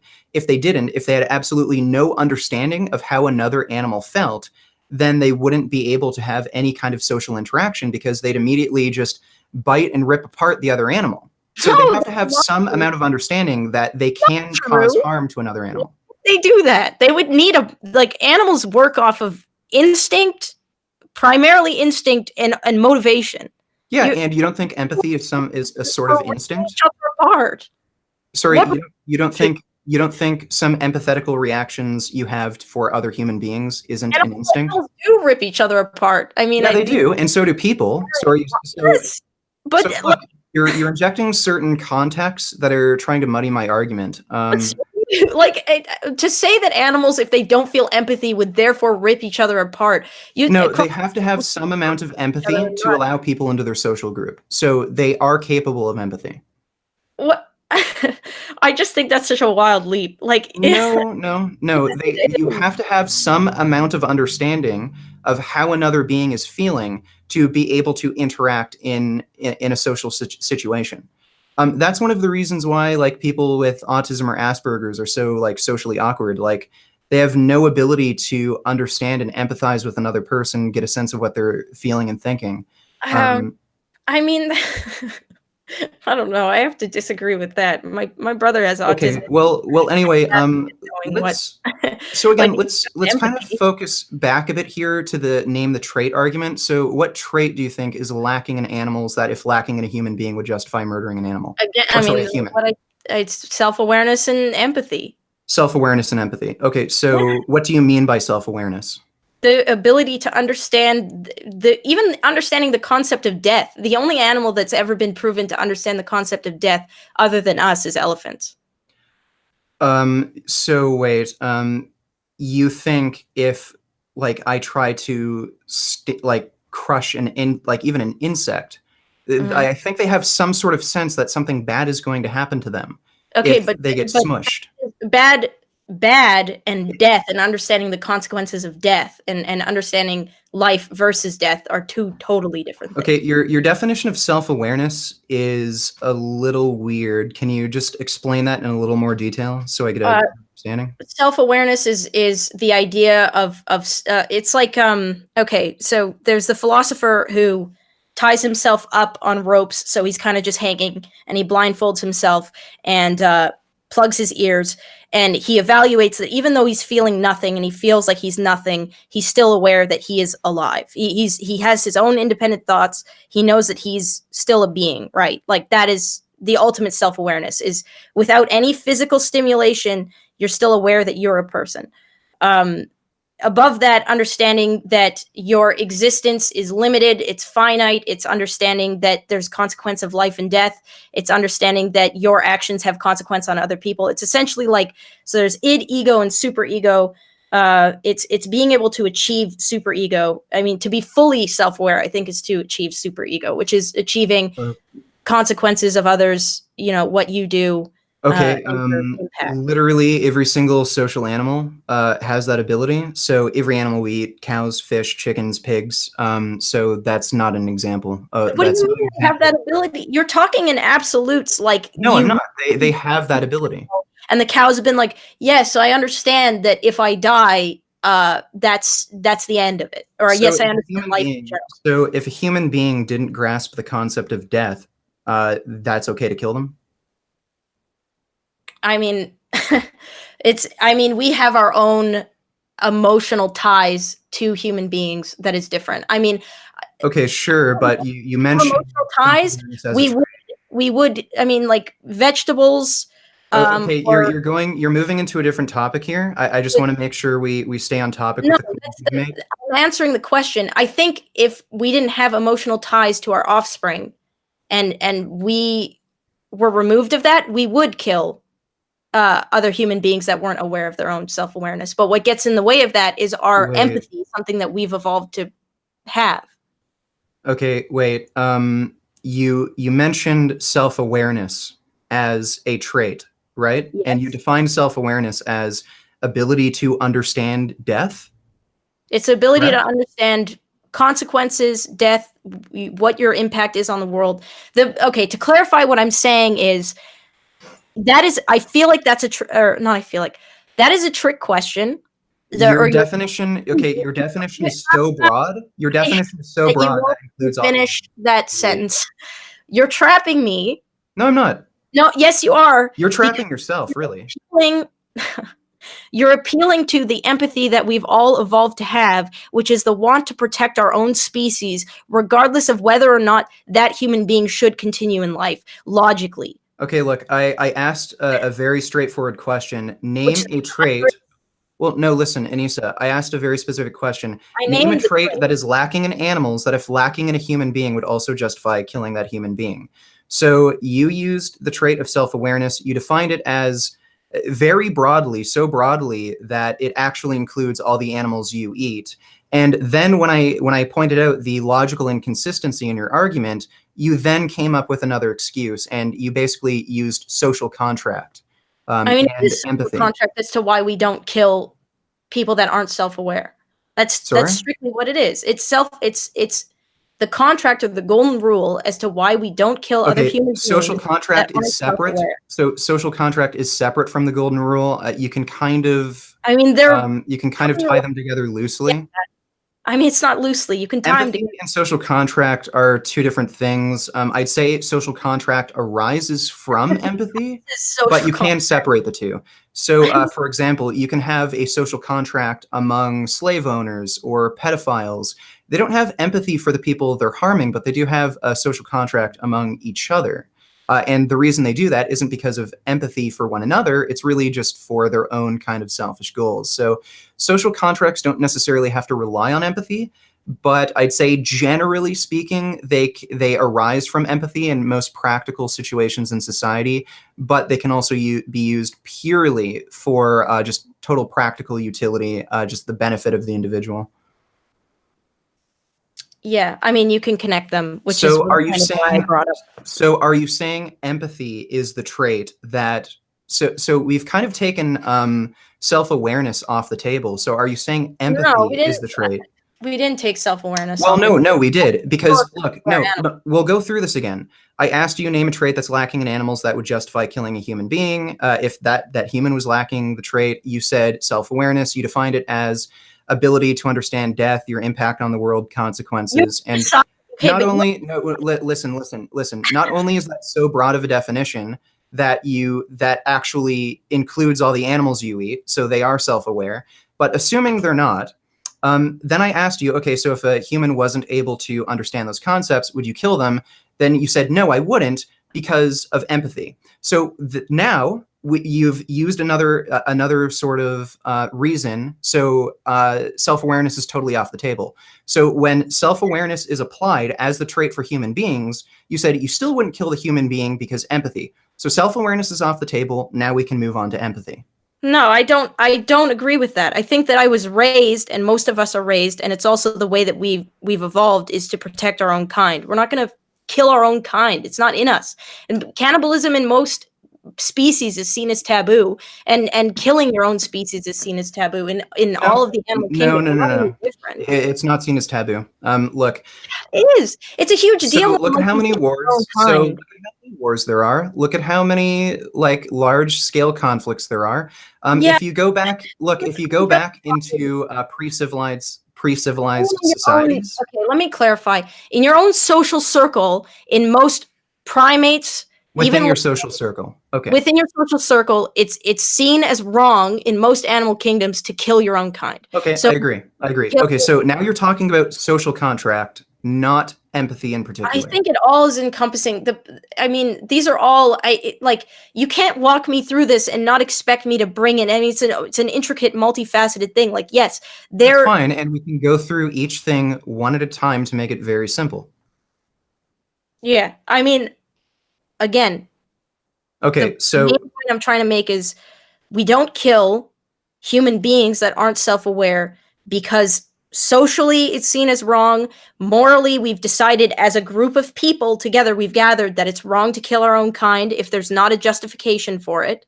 okay, If so I social mean, contract. So and a now lot, you're directly talking about social contract. and a lot of, I mean, the West, right? We could just consider death as a bad thing, but Okay, there's a lot of I want to make sure you fully understand what I'm talking about by social contract. So do you understand what social contract is? it's just the understanding that you don't kill others or you don't Okay. do bad things to others because you wouldn't want bad. It's the golden rule, is it No, not? no, no, no, no. It's totally different. Okay, so social contract is defined as an implicit agreement among the members of a society to cooperate for social benefits. All right. So that doesn't necessarily have anything to do with empathy. Like I gave the child rapist predator example. There's a social benefit to cooperating with other child predators. So his Um, social contract is different than what? Empathy. Okay. It's different from empathy, but I'd say Okay. generally speaking, like most examples you can find, social contract arises from empathy. The idea of the golden rule. Okay, well, Okay. Fair. I wouldn't want to be harmed, so I'm not going to harm you, and that becomes an implicit agreement for social benefits. Mhm. So again, like we can break down empathy and social contract separately. Okay. So would you say empathy itself is a reason it's morally justified to kill animals but not human beings? Yes. Okay, so empathy is an emotion. So if somebody lacks empathy, that means a psychopath, they don't have any empathy for other human beings. Therefore, it's morally acceptable for psychopaths to kill other human beings. So do you agree with that? No, because that causes other people's empathy to trigger. Like it's always No, consequences no, no, no. Okay, overall. so let's back up for a second. We're talking about traits that you're claiming justify killing an animal. So you Right. claimed because human beings have empathy for one another, that means it's wrong to kill another human being. Yes. So not all human beings have empathy for one another. Yes. Psychopaths. So if a For them psychopath personally, lacks it doesn't empathy, seem that would be a moral wrong. justification for them to murder. For them, yeah, personally, but that's why they do it, and that's why they go to jail, and that's why they for them personally, but it causes other people to feel great pain, and they decide to get rid of that person to avoid Okay, okay. emotional pain. So, and this is how social contract can kind of tie into this. Now, would you say it is morally acceptable to kill a psychopath if they do absolutely nothing wrong? That's a tricky question because I have a different stance on that Okay, than well, well, wait. so look, Psychopath there definition are has to be psychopaths. violent. So, in order for somebody to be even diagnosed as a psychopath, they have to do something wrong. No, If you're talking no, about a no, not absolutely not. To be diagnosed as a psychopath, you just need to take a test. It's n that simple. that test is you have to be physically violent to actually be a No, no, no, no. Not all psychopaths are psychopath. violent. That's absolutely false. Not all psychopaths are violent. Sociopaths are violent. All psychopaths are violent. No, no, no. Okay, find me one resource that says every single psychopath is violent. I thought They that might was have tendencies towards violence, but show me one source that says to be defined as a psychopath, you have to be violent. I mean, I guess that Psychopathy isn't a list of I behaviors thought so much there was as it a is a separation state of between mind. sociopathy and psychopathy was that you have to be violent to No, cross that line. no, no. Show me one single resource saying you have to be violent to be a psychopath or a sociopath. Okay. You can see a very definite trend that sociopaths and psychopaths tend to be more violent, but that doesn't mean they are inherently violent people. I just wanna look up the actual definition of a psychopath because maybe I'm wrong, but I Because could have look, psychopaths can understand and adhere to the social contract. mental disorder with abnormal or violent okay, so abnormal or violent social behavior. And Yeah, and violent, I guess, could mean, like, mistreating people emotionally, I money. wouldn't know. I think the way it's defined is if they're using the word violence, I wouldn't say that. An unstable I'd and aggressive. say like if they wanted to word it in a way that suggested greedy, selfish, self-centered social behavior. I think they would have worded it that way if they didn't mean actual physical violence. But violence is an indicator of sociopathy and psychopathy. But there are psychopaths who are not violent, and they show other signs of being psychopaths. So very self-interested behavior, no emotional care for other human beings. A lot of CEOs are psychopaths. They just do things that are greedy, manipulative, cold-hearted. They're willing to fire off people who have families. They don't give a shit. They'll do whatever it takes to make money. That doesn't mean they're actually violent, like actually hurting, killing people, like stabbing them, shooting them. So you don't actually need to be violent to be a psychopath or a sociopath.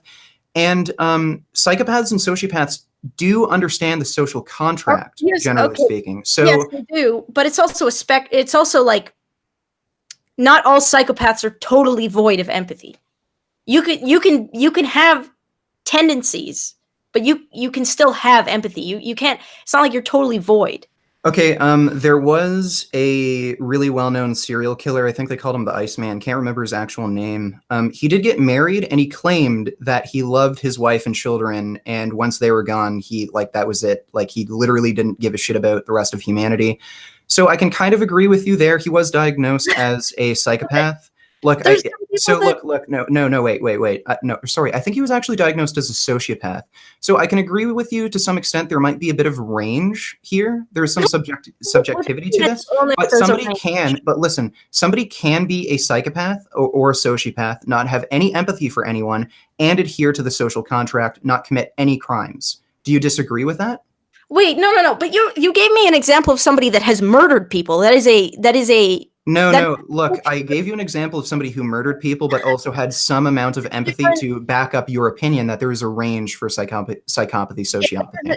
All mental illnesses have a spectrum. If you could prove without a doubt that this human being was totally void of any emotion and was just going to cause pain constantly and couldn't have any emotional... Okay, there's a difference between emotional state and like lacking empathy and actually causing a crime. So do you believe that there are such things as thought crimes? If you don't think the same way as somebody else, they should be put to death? No, I don't believe in thought crimes. So then you agree that if there's a psychopath who's following the social contract, it's wrong to kill them? If you're that far on the spectrum as a psychopath, I find it hard to believe that you haven't committed. But do you think it's possible? To what? Be a psychopath and never commit any sort of, like, be a psychopath that far on the spectrum where you're totally void of empathy and never commit a crime? Yeah. Look, a lot of psychopaths are very intelligent, cold calculating individuals. And if they realize that according to social norms, it's unadvantageous for them to physically harm people and kill people, and it's much more in their interest to use their lack of empathy in business skills and just generate massive amounts of wealth, that's an absolutely plausible scenario. If you're that far on the spectrum as an absolute, and you really are, I would find it hard to believe that you would never commit a violent crime if you were sitting on the very end of the spectrum. And if you were on the very end of the spectrum, then you're a danger to society. They should at least lock you up. Okay, so you believe in thought crimes? No, I'm telling you. You literally believe in thought crimes. You think people should be guilty without actually committing a crime. You're not listening to what I'm saying. I'm saying that there's no way that you could live life without committing any. If you're that far on the spectrum, I don't believe that it's just like you would automatically be doing crimes if you're that far on the spectrum that way. So you think we should have a test where, like a psychopath test, where if you score high enough, even if you haven't done anything wrong whatsoever, you should be locked in prison? No, you're not listening to what I'm saying. That is literally what you were saying. It would actually be pretty impossible if you're that far on the spectrum to have never committed a crime. Most people that are that far, I would say all people that are that far on the spectrum have committed a crime and have done something really shitty. If you're that far, I'm talking about that, like not in the middle, not a little bit to the right. If you're that far on the spectrum, I think it's just an unfair hypothetical. Okay, no. Well, even if it is completely hypothetical and it doesn't actually exist in reality, hypothetical questions are important for pointing out logical inconsistencies. So even assuming this is totally hypothetical and it has never happened before where somebody is a complete psychopath, scores the highest possible psychopath score you can possibly have, and has never committed a crime, adheres to the social contract because he wants those social benefits, do you think it is morally justifiable to murder that person? I just think it's like such a ridiculous statement. No, it isn't, because this points out a logical inconsistency in your own argument. You claimed that empathy is what makes it okay to kill animals and not kill people. And you know what? By the way, if you're going to use that example, let's get away from the psychopath thing again. Would you be able to actually kill a chicken or a cow or Yes. anything you eat? So Yes. you'd literally be able to grab a chicken, slit its throat open, not feel anything. Yes, I would. You sure? Have you ever done it? Yes. You've actually done it before. Yeah, and my dad took me to watch the halal meat get cut up every fucking Friday. You know, we go out to the farm and chop the goat's head off, and I'd go home and I'd eat it. Okay, so if you're going to claim empathy, so if you have a lack of empathy for another human being, that justifies murdering it, that would mean if a human being lacked empathy, that would justify murdering other human beings. That's literally what your argument boils down to. And then go back into what was. Okay, well, no, I just wanted to see if there were any conflicts in your own personal empathy and emotion and what you're actually explaining here. But really, but look, so we've pushed past self-awareness. That's off the table. We talked about empathy. That's still on the table, and you don't seem to be able to you don't seem to be willing to concede here. I'm not going to walk into your trap of like this very specific like arm twist of if there was a psychopath that was that. No, it's not a trap. It's not a trap. You're just refusing to concede here because you know it points out a logical inconsistency.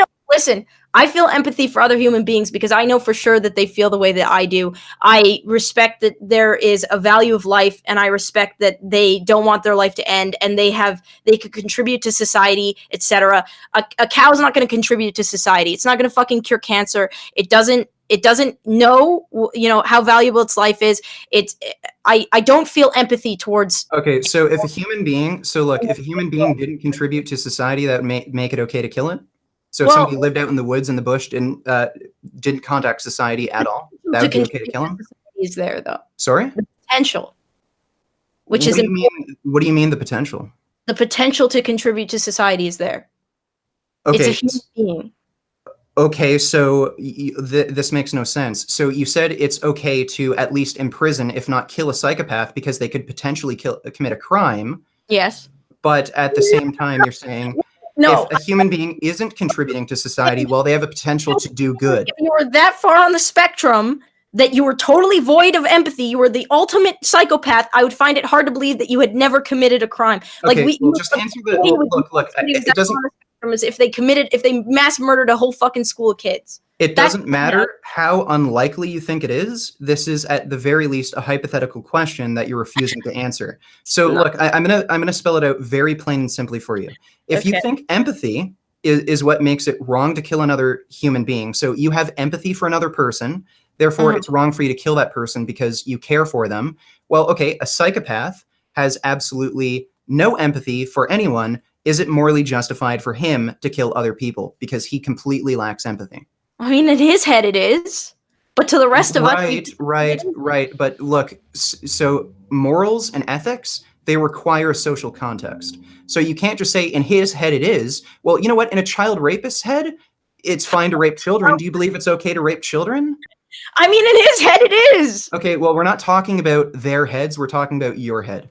So in your head, do you think it's okay for a psychopath to commit murder other human beings because they lack empathy? No, it's not okay, but it's also okay to... Okay. So then there's a huge logical contradiction here. You're claiming that it's okay to kill animals because you don't have any empathy for animals, but it's wrong to kill human beings because you have empathy for human beings. In order to be logically consistent, you'd have to concede that it is morally acceptable for a psychopath to kill human beings. You're not conceding that is a logical contradiction. Individual to the masses, no. To that individual, yes. To the masses, killing a cow is acceptable. We're not talking about in their head. We're not talking about in their head. We're talking about your moral values. Whether or not your moral values are logically inconsistent. You can't switch brains here.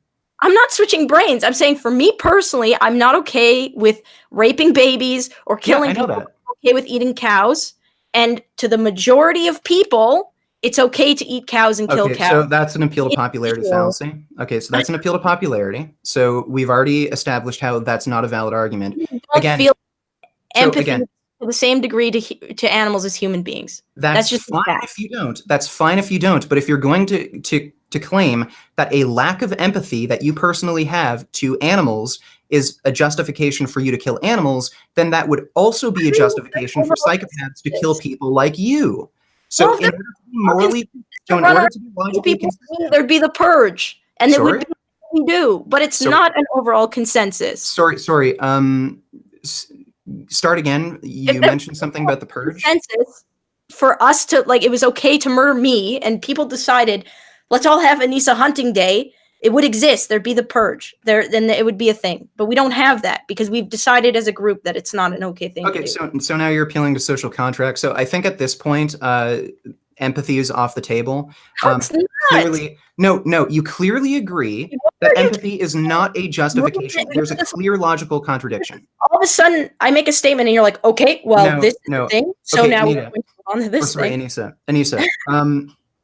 If you're going to claim that a lack of empathy on your part is a justification for you to kill animals, then that would mean a lack of empathy that a human being has would also be a justification to kill you. Unless, so right there, you're making a special pleading. So if you're going to claim that a lack of empathy that a human being has towards other human beings isn't a justification to kill another human being, then you're going to have to rely on social contract. So now we can go to social contract. Okay, well, fine. Do you want to go to social contract? Okay, so look, at this point, self-awareness off the table, empathy off the table. No, this is so wild to me. No, it isn't. Empathy is off the table. So now we're on to social contract. So why do you think social contract makes it acceptable to kill an animal, but social contract doesn't justify killing a human? I mean, okay, well then that's just the very obvious argument is like the majority of people have decided it's wrong to kill human beings, so we don't. Okay, the majority of people culturally and morally have decided. Okay, so that's an appeal to popularity. So if the majority of people, said that it's okay to kill black people, would you say that's moral? I mean, it's legally not. I mean, wait, I hate these comparisons. It's such a no. It's not. No. They're perfectly valid, logical comparisons. If you're going to claim that things like social contract, like empathy, you're like trying to compare killing a black person to killing a cow. No, I'm not. No, I'm not at all. I'm using your ethical principles and testing whether or not they're logically consistent. I'm not comparing the two. The mass of America. Do you think the mass of America thinks it's okay to kill black people? No, I don't. And look, for the record, I don't think killing a black person is the same as killing a cow. I think killing a black person is much worse. But no, you're not actually respecting the conversation, and you're trying to seem as if it's ridiculous. You're basically insinuating that you do see that killing a black person is on the same level as killing a cow. And like, what is the argument? What is the argument against, like, why is killing a black person, in your opinion, if you think, we shouldn't be killing cows, why is that worse than killing a cow? Why is it worse? So because a human being has a greater ability to experience well-being. That's literally the reason. So there is a hierarchy. Look, I agree there's a hierarchy of life. I think an insect's life is less valuable than a cow, and I think a cow's life is less valuable than a human, but that doesn't mean I'm going to go to the point where those animals don't deserve respect and a right to life. You just you just put your head in your own ass for a second there. No, I didn't. You said hierarchy. So if you basically just gave me why I should win the argument, which is there's a hierarchy. No, I didn't. I said just because something. Okay, look, Anisa. Do you think a homeless drug addict is as valuable as a scientist who's a genius who's going to discover a cure for cancer? Are those human beings equal in value, or are they unequal in value? I mean, yet life is unfair. Yes, the homeless person is less valuable. Also, when the homeless person. So is it okay to kill the homeless person because he's less valuable? Guess who doesn't get reported in the news when they die? Well, no. Is it okay to kill a homeless person if he's less valuable than a genius who's discovering a cure for cancer? According to the law and according to newspapers, it's a lot less shunned upon than killing a surgeon. No, that's not the question I'm asking. I'm asking you whether or not it's morally right. I'm not asking you to appeal to newspapers or authority or popular opinion. It is heavily suggested that it is more morally correct to kill a homeless person than it is a surgeon. Okay, sure. It's more morally correct, but is it morally correct to just kill a homeless drug addict just because you feel like it? Right, but those are just between human beings, and then you're already admitting that there's a hierarchy. So if between human beings, there's a hierarchy that we can see distinctly. Cops pay less attention to homeless murders. News pays less attention to homeless murders. Yeah, okay. Okay, so if there's a hierarchy there, when you move into animals, should it be legal to kill? Should it be legal to kill homeless people who are drug addicts and basically don't contribute to society? I mean, nobody will say it, but apparently it is in a lot of countries. I mean, if you go to Mexico. No. Oh, okay. I'm not asking you for an appeal to popularity or to appeal to newspapers or a popular opinion. Do you think it is morally acceptable to kill homeless drug addicts because they are less valuable than geniuses who are discovering a cure for cancer? For me personally, or for the masses? Are you asking me personally? For you personally.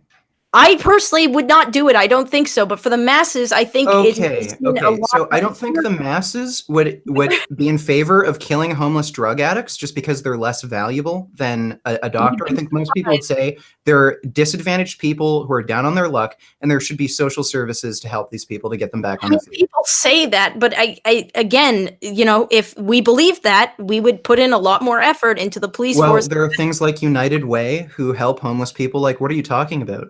I mean, there's charity and there's like people. I'm telling you very specifically, like if we as a population cared as much about the homeless, yeah, we don't. We don't. Just because we care less. Just because we care less, that doesn't mean they're not at least valuable enough to respect their right to life or their want to live. So again, the point I'm making here, just because there's a hierarchy, just because certain beings or certain humans or certain animals are less valuable than other beings or certain humans or certain animals, that doesn't mean you just get to murder them. Like that doesn't mean it's morally acceptable. So me claiming that there's a hierarchy to life, that's not me claiming that it's okay to murder cows because they're not as valuable as a human being. And again, we set up this name the trait argument to come to this conclusion. Like clearly there's a huge differences between cows and humans that you believe. Why you're deciding specific things are irrelevant because they don't support what you want to say. No. We set up this name the trait argument because you believe there are certain traits that cows lack that humans have that make humans more valuable to the point where it's morally acceptable to kill a cow. So again, we've gone through empathy, what was the first one again? Self-awareness. I still don't know if empathy is off the table, but like I've already proven that you're contradicting yourself there. Empathy was off the table. I mean, you've made a decision throughout this whole thing. What was off the table was on the table. No. Okay, Anisa. Okay, let's clear this up right now. If you're going to claim that the reason it is morally acceptable to kill animals is because you lack empathy for an animal, in order to be logically consistent, you would have to agree that a lack of empathy would also make it okay to kill a human being. Unless you're going to say that another thing makes it wrong. Unless you're going to say another thing makes it wrong. So it could be social contract, it could be whatever you want. So are you going to concede that you're logically inconsistent here? No. And you're going to admit that it's okay for a psychopath to kill and murder a human? Or are you going to say, okay, no, I was wrong. This other thing is what makes it okay to kill animals? I don't understand what logic means at this point. Do you understand? How am I being illogical? Explain. It doesn't matter what I say. You're just going to... I'm listening. Look, I'm honestly listening to you. You're honestly not, and that's the biggest lie that you've given this whole... I am listening to you, and I'm doing my best to understand your position. And look, go ahead. No, go ahead. Explain your position. Explain why I'm being logically inconsistent or there's a problem with my argumentation. I want to hear it. It's not even... I'm honestly at the point, it's really not worth it. I mean, like, it was... I thought this was going to be an actual discussion where we would give each other our ideas and maybe come out with something. Well, you agreed to a debate on Twitter. I mean, yeah, we agreed to a debate, but a debate doesn't have to be somebody's right and somebody's wrong. Well, no, if there's a logical inconsistency in your argument, I'm going to point it out. And I think right now I have pointed out a logical inconsistency in your argument. You're not willing to admit it, and you're claiming there isn't a logical inconsistency in your argument. So, in order to progress the conversation, you're going to have to prove that there isn't a logical inconsistency in your argument. That you're arguing that these things are concrete, like as if like culture and other things don't play a major factor in like all of these arguments. Okay, no, again, we're talking about your moral values. We're not talking about like what the majority of the culture thinks. We're not talking about what newspapers believe, what most people believe. We're talking about your moral values. It's like, I understand vegans want to like get their shit out there, but it's really, if I'm being dishonest, point it out. Explain. You haven't like explained this far. Christian shit. Sorry? It's just very militant. It's like, would you be happy? Just out of curiosity, I think I'm just done at this point. But out of curiosity, would you be happy with people reducing their meat intake by 40% on average? Would you be happy with that? Or I wouldn't be content with that. I'd be happy about it, but I wouldn't be content. It's like, that's what I don't get. It's like, you think that would you be happy with child rape rates being reduced by 40%? If you ever compare child rape, not comparing it. I'm not comparing it. I'm not comparing it. Child rape is much worse than killing animals and eating them. Don't compare it. I'm not comparing them. I'm just making an example. No, if there was something that you found morally abhorrent, I'm not comparing the two. You're misrepresenting. I'm not comparing the two. You're misrepresenting my position, and I'll explain. When I asked you, would you be happy with child rape rates being reduced by 40%? I'm making a comparison here where you'd be happy about it, but you wouldn't be content. You want child rape rates to be zero. Animal agriculture is something that I find morally abhorrent, and I would be happy if it was reduced to zero. I wouldn't. Sorry, I'd be happy if it was reduced, but I'd be content when it's reduced to zero. And same with child rape. I'd be happy if child rape rates were reduced by 40%, but I wouldn't be content until it is zero. Same with murder. Same with everything else. Can we just sit there for a second and just? This is what I'm talking about. And what has been frustrating me the whole time. You'll do something, and I'll be like, "You're doing that thing," and you'll be like, "No, I'm not. No, I'm not." Well, I actually explain myself, whereas when I point out a logical inconsistency in your argument, you refuse to explain yourself. So, okay. So you said you're not comparing murdering animals to child rape, and then you compared it to murdering animals. No, I didn't. So look, if you're talking about the statement I made, asking you if you'd be happy if child rapes were reduced by 40%. And you just jumped and said, "Oh, you're comparing child rape to animal slaughter." No, I'm not. I said, would you be happy for this specific thing about people eating less meat? And then you turn around and said, would you be? Well, no, I didn't. I said I'd be happy, but I wouldn't be content. And then I asked you, would you be happy if child rapes were reduced by 40%? This isn't going to. I'm sure you would, and I'm sure you would, but you wouldn't be content until it was reduced to zero. So animal agriculture is something that I find morally abhorrent. I have a understanding that the world's never going to go down to zero with everything. Well, that's fine. That's fine. But look, we can strive to improve things. I just feel like we're not like.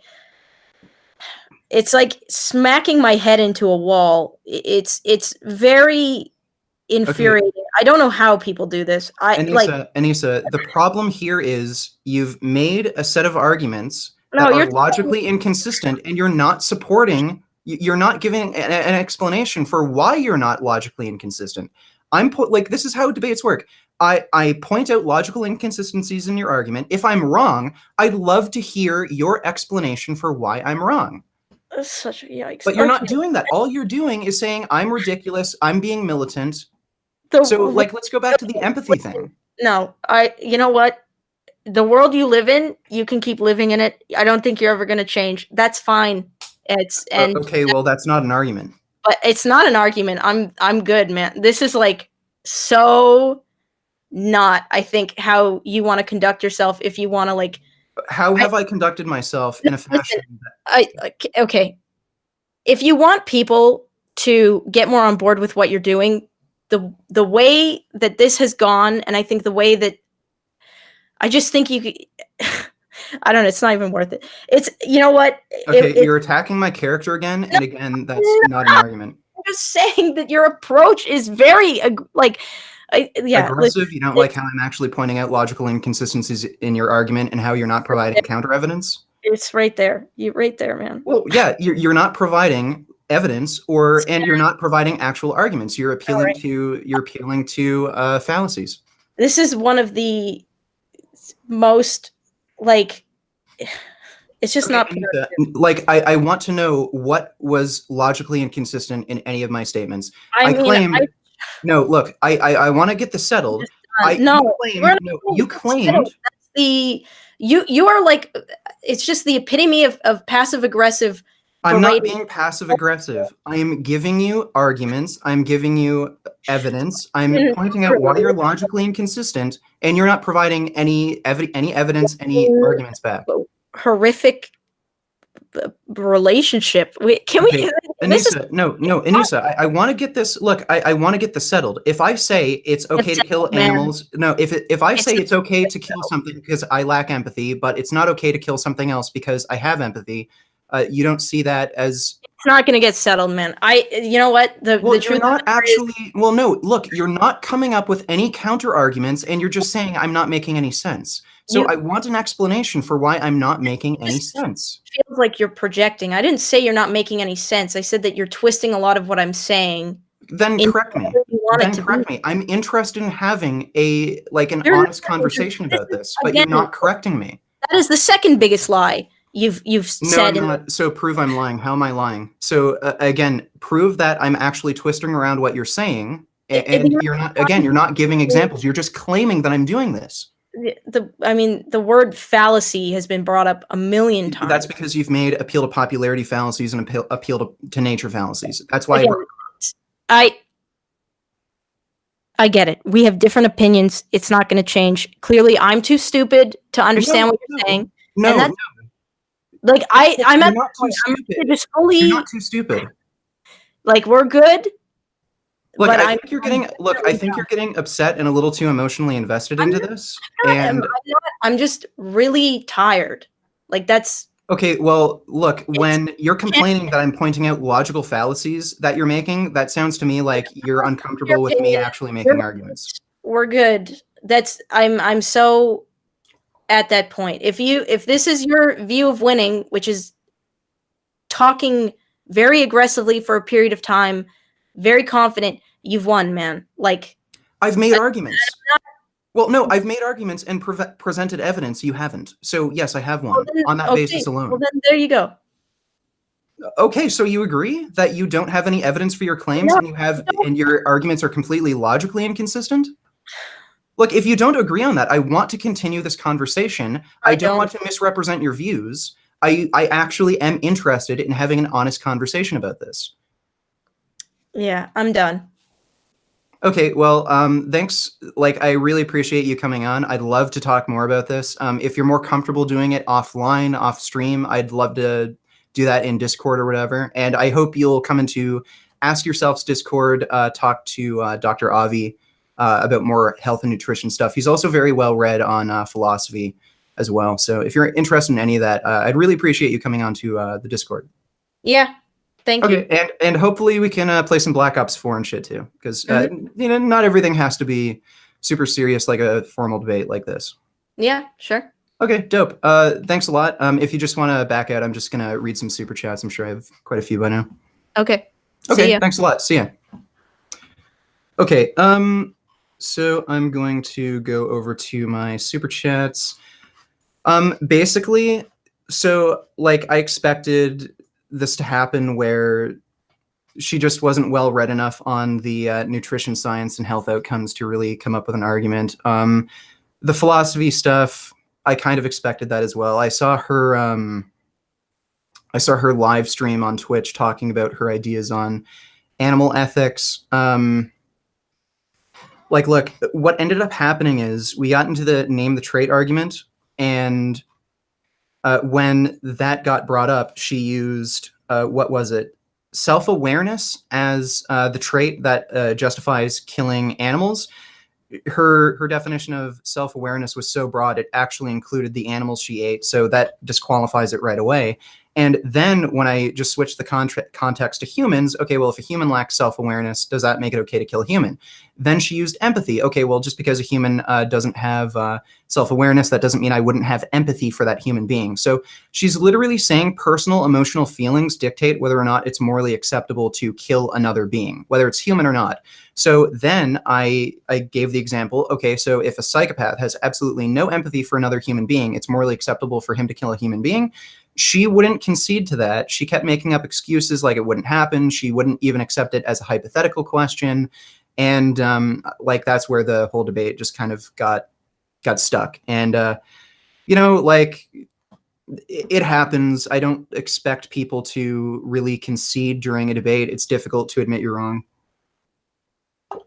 But oh well. I'm really appreciative that she did do the stream.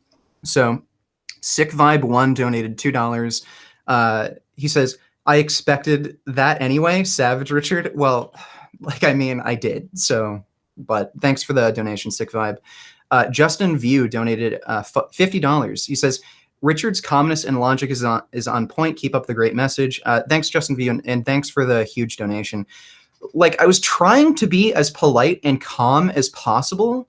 I didn't I kind of wanted to avoid the situation where she just runs off the stream, but I don't know. Like, maybe I'm too confrontational. I don't know. Like, there's no way for me to get having a debate without pointing out somebody's logical inconsistencies, lack of evidence. And she's the one who wanted to debate. Like, I was open to having just a discussion where things wouldn't be so, harsh and formal, but oh well, I tried my best. But thanks for the big donation, Jason. Justin. Really appreciate it. Wayward Winchester donated $2. He says, Jordan Stakerson is a very valid argument. Yeah, I don't think so. You can't claim. So if you're going to make health claims like, oh, well, eating nothing but meat is beneficial for some people, you actually have to provide evidence at the very, very, very least in the form of a case report. Just claiming that, oh, Jordan Peterson says he feels better, so that isn't evidence. You actually have to have a case report where there's some analysis into things where, okay, the diet itself did produce a benefit for some sort of health outcome. That's not existent. And really, for truly valid evidence, you'd have to have randomized controlled trials where you have people on a diet of nothing but meat and people on a standard diet and see, different health outcomes, mood outcomes, but she didn't have that. So not a valid argument. You can't appeal to Justin Peterson, but thanks for the donation, Wayward Winchester. Manny Richardson donated $1.99. He says, vegan gains, stop, she's already dead. Oh my God, please. No more comments saying she's dead. I don't think she'd appreciate that. Look, I think it's very obvious I won the debate, but,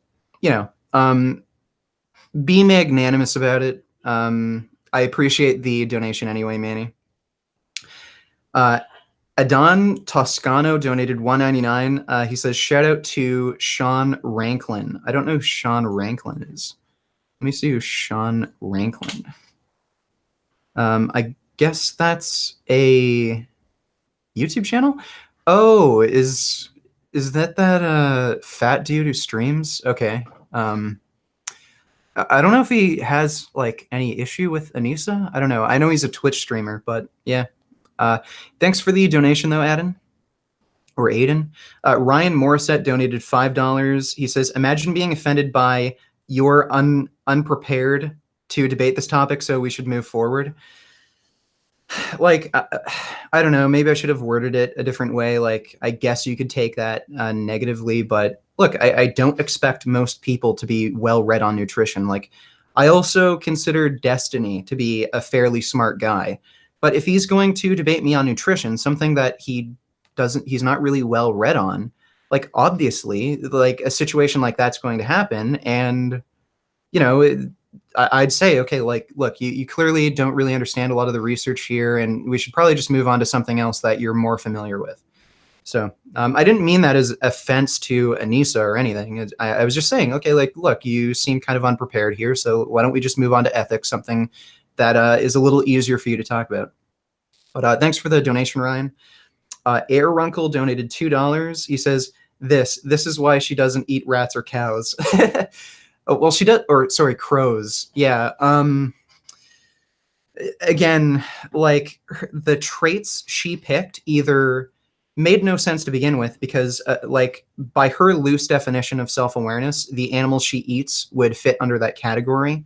The animals she eats do have empathy, like at least among members of their social group. And even if you're going to claim that if you don't personally have empathy for other beings that may or may not be within your social group, that's a justification to kill them, well, then that would be a justification for psychopaths to murder other people. So she wouldn't concede on that. She wouldn't concede that's a logical inconsistency. So yeah, the debate just halted there. But thanks for the donation, Air Uncle. Lucius Maximus Purus donated €2. He says, I'm vegan, but would bang anyway. Okay, I'm sure Anisa's absolutely flattered to hear that, but thanks for the donation anyway, Lucius Maximus Purus. Jordan D. Productions donated £1. He doesn't have anything to say, but I appreciate the donation. Megatai donated $4.99. He says, Anisa needs to watch Psychopaths. I was actually going to mention that, but I didn't I kind of held off on that because I didn't want her to say, oh, now you're using anime as like an argument.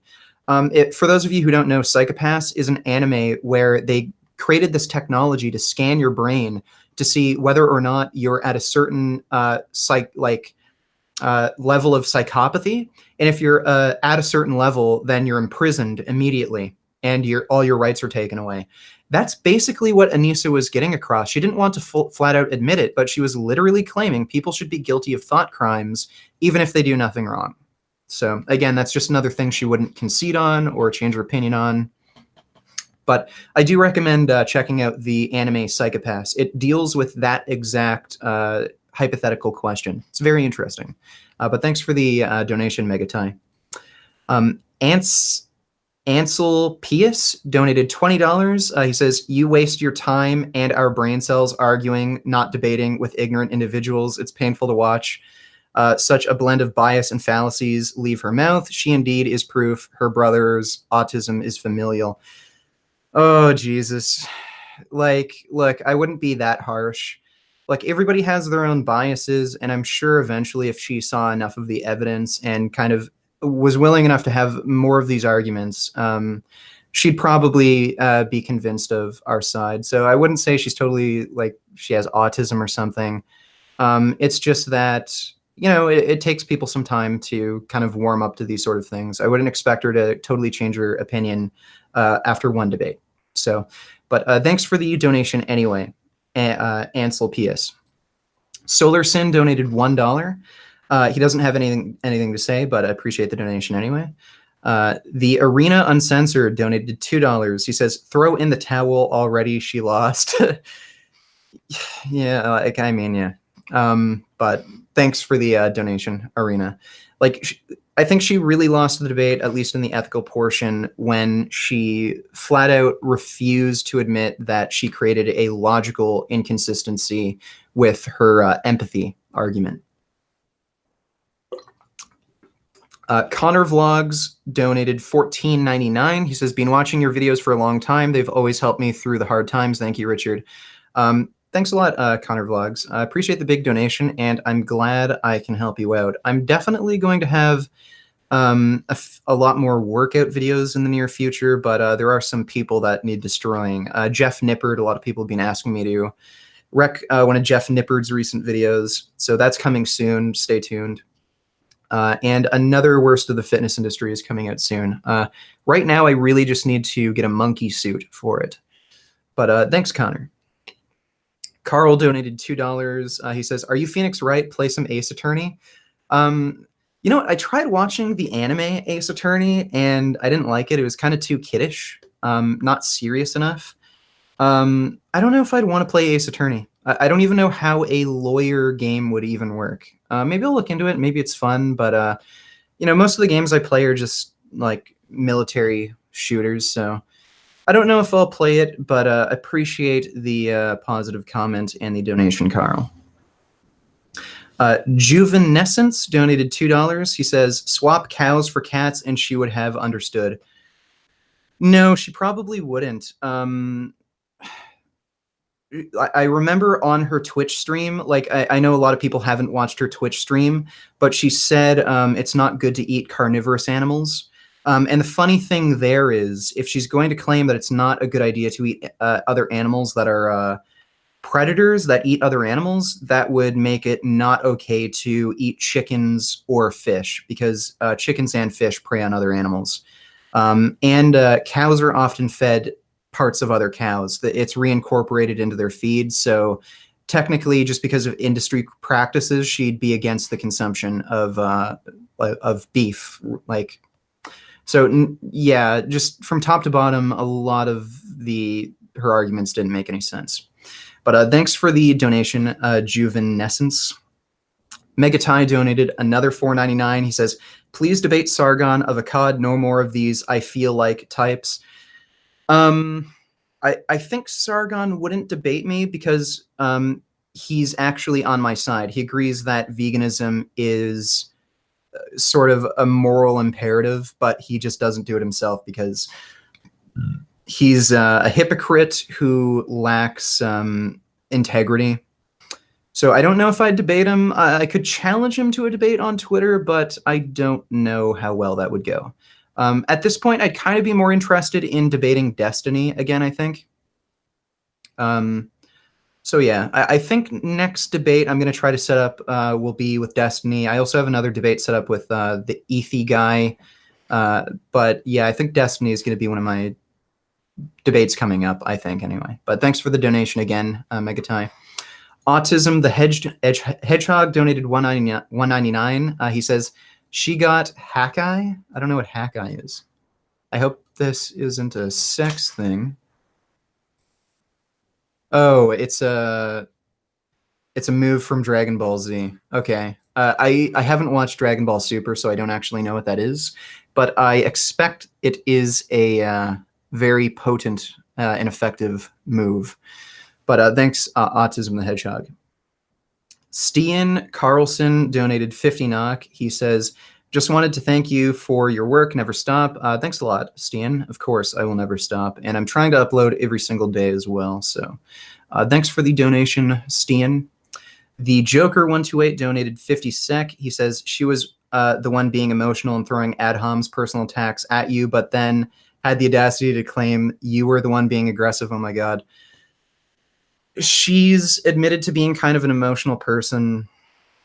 So that, like, I don't know. I wouldn't really hold it against her.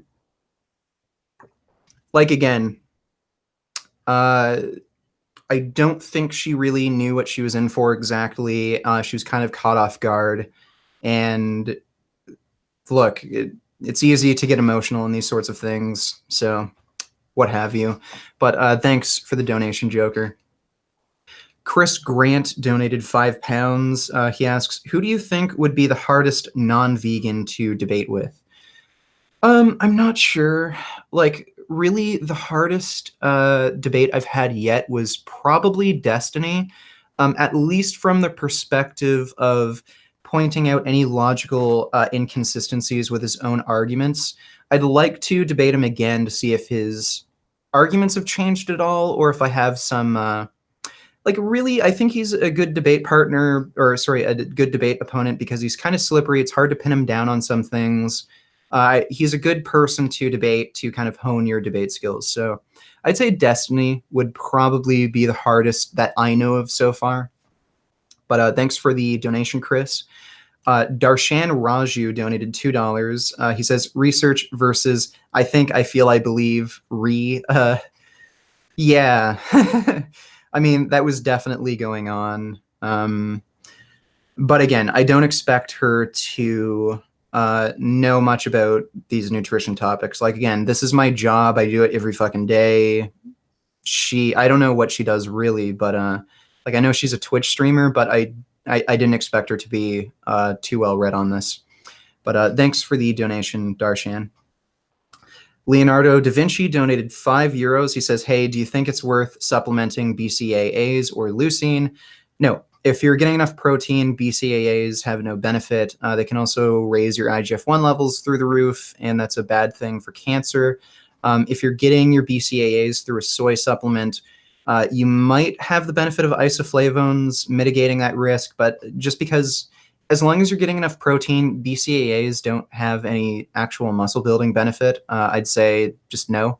You're going to end up getting those branched chain amino acids anyway from the food you eat, so it's just not worth taking those supplements.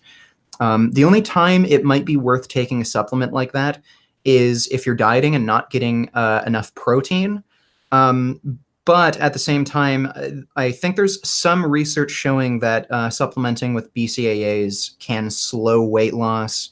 I'm not entirely sure. I have heard of that before, but I'm not too well read on that. But again, like I'd only say under certain circumstances, like if you just can't consume enough protein, BCAAs will be beneficial because there is a benefit to consuming BCAAs if you're not consuming enough total protein. But that's the only time they're of any value. But thanks for the donation, Leonardo da Vinci. Mushroom Hunter 33 donated $5. He says, make a video on why Rob Stewart failed a vegan diet. I'm not entirely sure who Rob Stewart is. Let me see. I feel like I've heard that name before. Oh, this guy, the keto guy. Okay, I've seen him. Maybe I will. I don't know. Look, if he has a big enough channel and he's talked about, vegan diet and stuff, maybe I'll do it. It looks like his channel's pretty small. I think I'll pass. I'm a lot more interested in Spharage's channel and how he interviews a lot of these ex-vegans. I'll probably make a video about that rather than Rob Stewart, but appreciate the donation anyway, Mushroom. Brennett donated 30 sec. He asks, what anime would you recommend that is similar to Berserk? I don't know if there's any anime that are similar to Berserk. It's pretty goddamn unique. There's a new one called Goblin Slayer that's also pretty damn dark. So if you want something that's really dark, bloody, gruesome, I'd say Goblin Slayer maybe. But I don't know of any that are like Berserk. Berserk is extremely unique, and especially if you look at like the manga, it stands on its own. So I don't know if I could really recommend anything that's similar. I'd say just read the manga if you haven't. The manga is way fucking better than the anime, and the Berserk manga is just incredible. But thanks for the donation, Brennett. The one commenter guy donated $5. He says, any chance of making a video responding to Massive Iron Steve Shaw?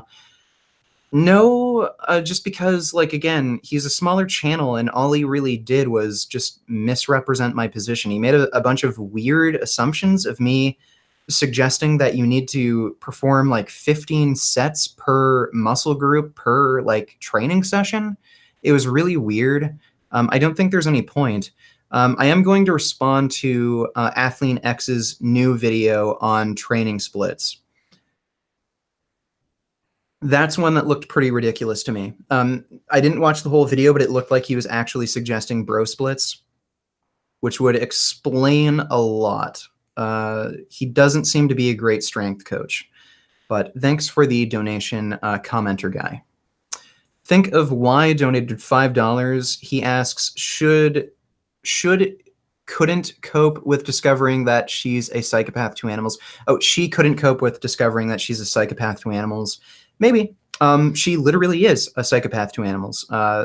Like, again, if she's going to claim that, oh, my lack of empathy to animals justifies murdering them, then in order to be logically consistent, she'd have to say a psychopath being like having no empathy for another human being would justify murdering that human being. She wouldn't concede to that, and that's where the debate halted. But thanks for the donation. And like that would explain why she's extremely biased here. Like she grew up with a Muslim father who committed halal slaughter right in front of her. So I'm sure she has quite a bit of bias. So I'm a little sympathetic to that. But at the same time, she's just wrong. And I'm going to point out how she's wrong and logically inconsistent. Shane Winter donated $5. He asks, you're the only reason that I've been vegan for 2 years now. Have you ever considered doing private coaching? I am considering it.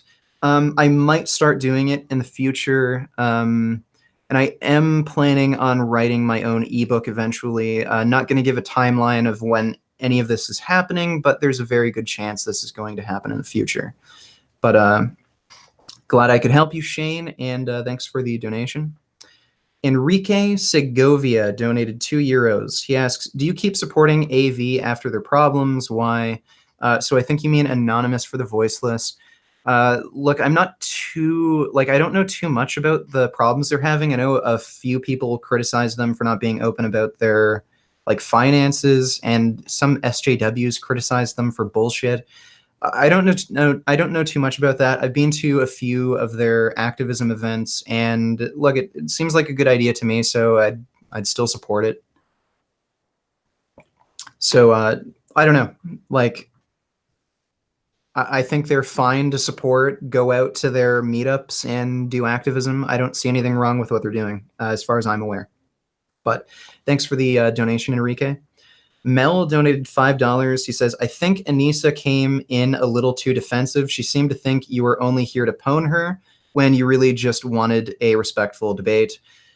Definitely, like, especially towards the end, she got really defensive. Like, look, I asked her if, like, on Twitter, if she'd prefer to have a discussion rather than a debate. And then she said, I'm a really confrontational person, so I'd rather have a debate. And then I was like, okay, fine.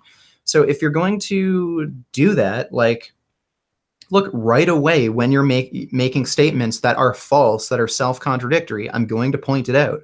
That doesn't mean, like, I'm just trying to pwn you or, like, make you look like an idiot or anything. It's just that, like, it's a debate and you wanted this, and yeah, like, I'm going to argue for my position. But thanks for the donation, Mel. Lewis Barnett donated £2. He asks, have you seen Deji's Vegan for a Day video? No, I haven't. I don't even know who or what Deji is. Let's see. Oh, that douchebag. Okay, well, I'll take a look at it and look at it later. That might be something interesting to respond to. Thanks for letting me know about that, and thanks for the donation. Holistic Python donated £2. He asks, please debate Christopher Walker. So Christopher Walker, I'll save that.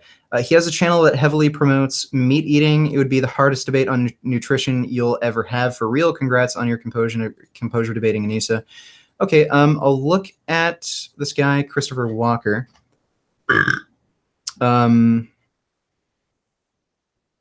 You know, I think I've seen him before. Okay, I'll check out his channel. It looks pretty interesting, and he seems to get a decent amount of views. So if there's anything I really disagree with him on, I'll make a video, and if he is interested in having a debate on the topic, then I'd be interested.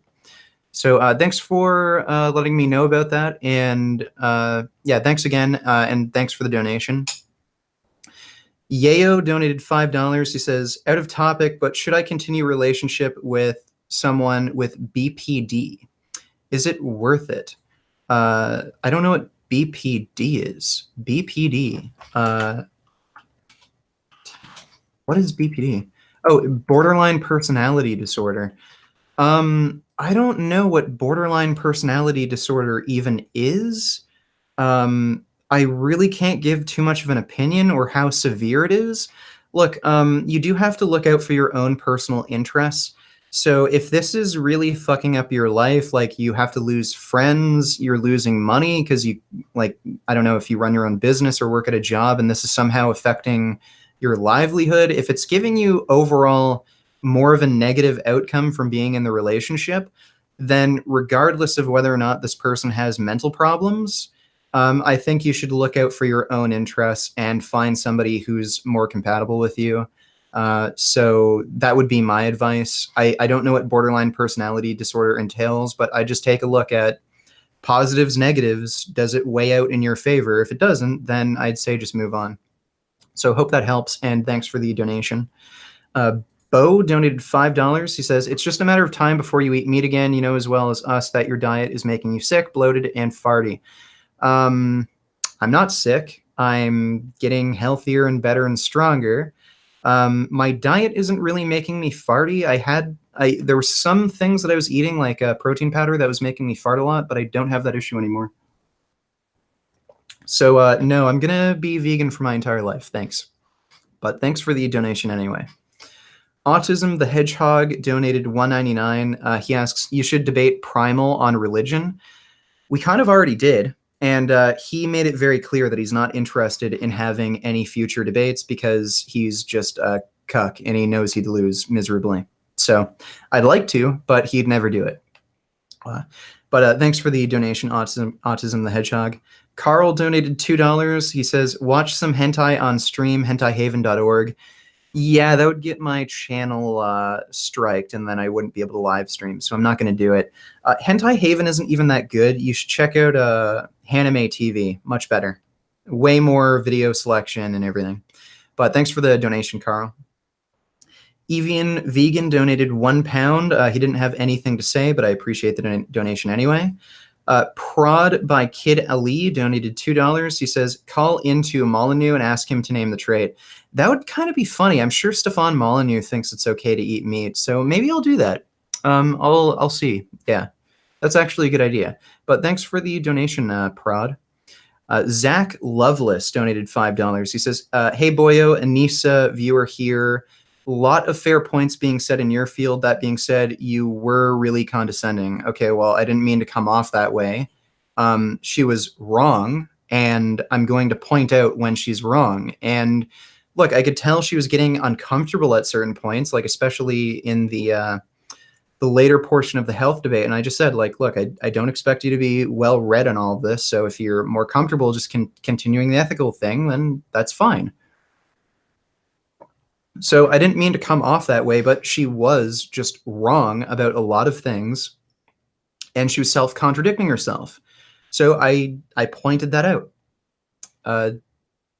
So sorry if I came off in a certain way, but yeah, like it's a debate. I'm going to use proper debate practices. But thanks for the donation, Zach. Megatai donated $4.99. He says, challenge Ben Shapiro to a debate. I've been meaning to challenge him to an abortion debate. I want to do that. I want to debate abortion, and a lot of people are asking me to do it, so I'd like to do that. That might be coming up. Hopefully he agrees. So I will challenge him to a debate on abortion. But thanks for the donation, Megatai. Louis Vanderhyde donated $5. He says, you should stream some Metal Gear Solid 3 as a vegan, aka non-lethal. That would be really fucking hard. It's also a really dated game control-wise, so I really suck at the game. I used to be really good at it when I was a kid because I played it a lot, but I'm so used to the controls in 5. That'd be kind of funny. Maybe on a stream on my gaming channel, I'll play Metal Gear Solid 3 and try to get through it as a vegan, but, you know, just for fun. But we'll see. But thanks for the donation, Louis. Lori Movement donated €5. He says, make a video about anti-inflammatory foods and gut bacteria. Thoughts about cooked versus raw veggies. Do you think raw has more antioxidants? So I don't know too much about gut bacteria. That's something I don't have much expertise in, so I'd have to research that a fair bit.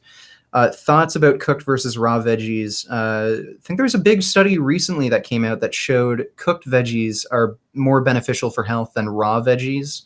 And I don't think raw has more antioxidants necessarily. It really depends. And there are some foods like beans and lentils that might not have as much antioxidants as blueberries, but they have a very clear benefit on longevity. So antioxidant status of a food isn't the end-all be-all. And I wouldn't say raw diets really have any benefits over cooked diets. So yeah, maybe I'll make a video on these topics. I have been wanting to make a video on raw veganism for quite a while, so I might make a video on that topic soon. But thanks for the donation again, Lori. Amaya Riku donated $2. He says, I think that's a girl. You did a great job on the debate. Thanks a lot, Amaya.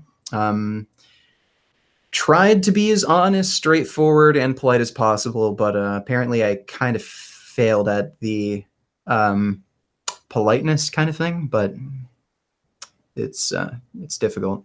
She kept saying you seem very confident. It's like yeah, like, I mean, I'm not worried. So I don't know what to do, but thanks, Amaya. Henry Ordens donated $2, and he donated $2 again. He asks, "Why are you exposing Jason Blah? When are you exposing Jason Blaha fake Merc?" You know what? If he makes another video on veganism, I'll expose him. I think so far he's made like one sort of recently, but I want him to make another before I expose him. So I'm sure he'd like that to get attention, but you know, I'll fuck with him back. So if he makes another video about veganism, I'll definitely refute his bullcrap. Might even make it worse to the fitness industry. So we'll see. But thanks for the donation, Henry. Brennett donated 50 sec. He asks, what are some of your interests aside from learning about plant-based nutrition and ethics of veganism? Love you, by the way. Wish you were my chocolate dad, or my milk chocolate dad. That's kind of creepy. Interests, fucking love motorcycles. I'm really into motocross, but I do like sport bikes as well, like MotoGP. I've done archery for a very long time. I sold my hunting bow, though, because there weren't any ranges in the area that I could go to, and I wanted just money for motorcycle gear. Video games, of course, really into photography. So I have a fair range of interests. Anime. I used to be really into drawing, but I stopped because I was just way too hard on myself, and it was giving me like anxiety and shit, so I stopped doing that. But yeah, I have a wide range of interests. But thanks for the weird comment, but I'm flattered. Thanks for the donation as well. Israel Campovered? Okay, yeah, Campovered.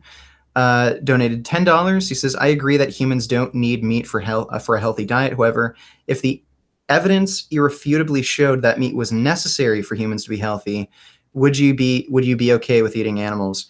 It really fucking depends. Like, if we're talking about a hypothetical scenario where, like, in a different universe where you needed to eat animals to be healthy, it would really depend. So if we're talking about a difference of 5 years, probably not. Pushing 10 years, that would be much more convincing to me.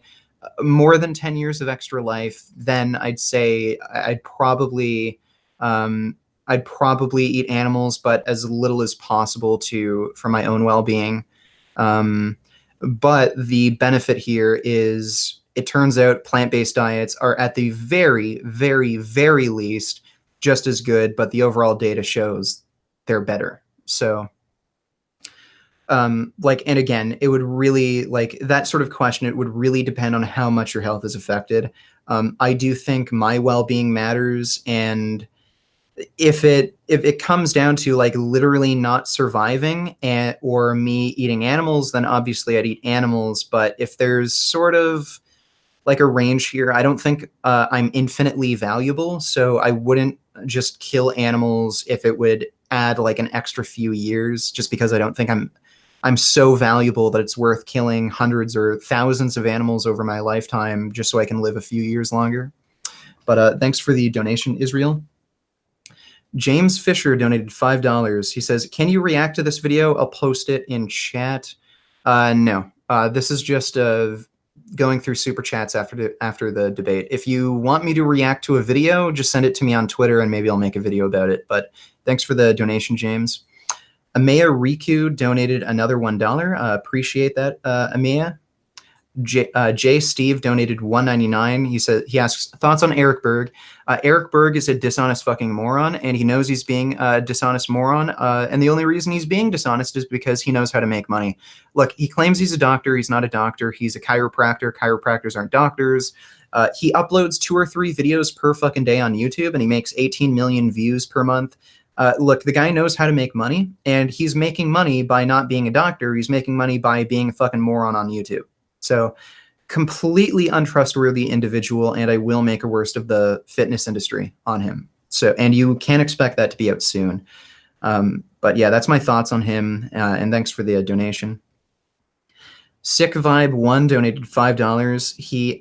He says, I actually told you about Christopher Walker back in April, and you said you'd check him out, and you added him to your list of channels to watch.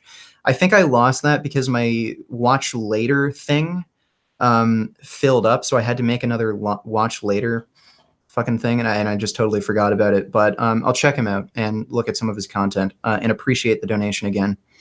Amaya Riku donated another $2. She asks, how should a vegan talk to family and friends?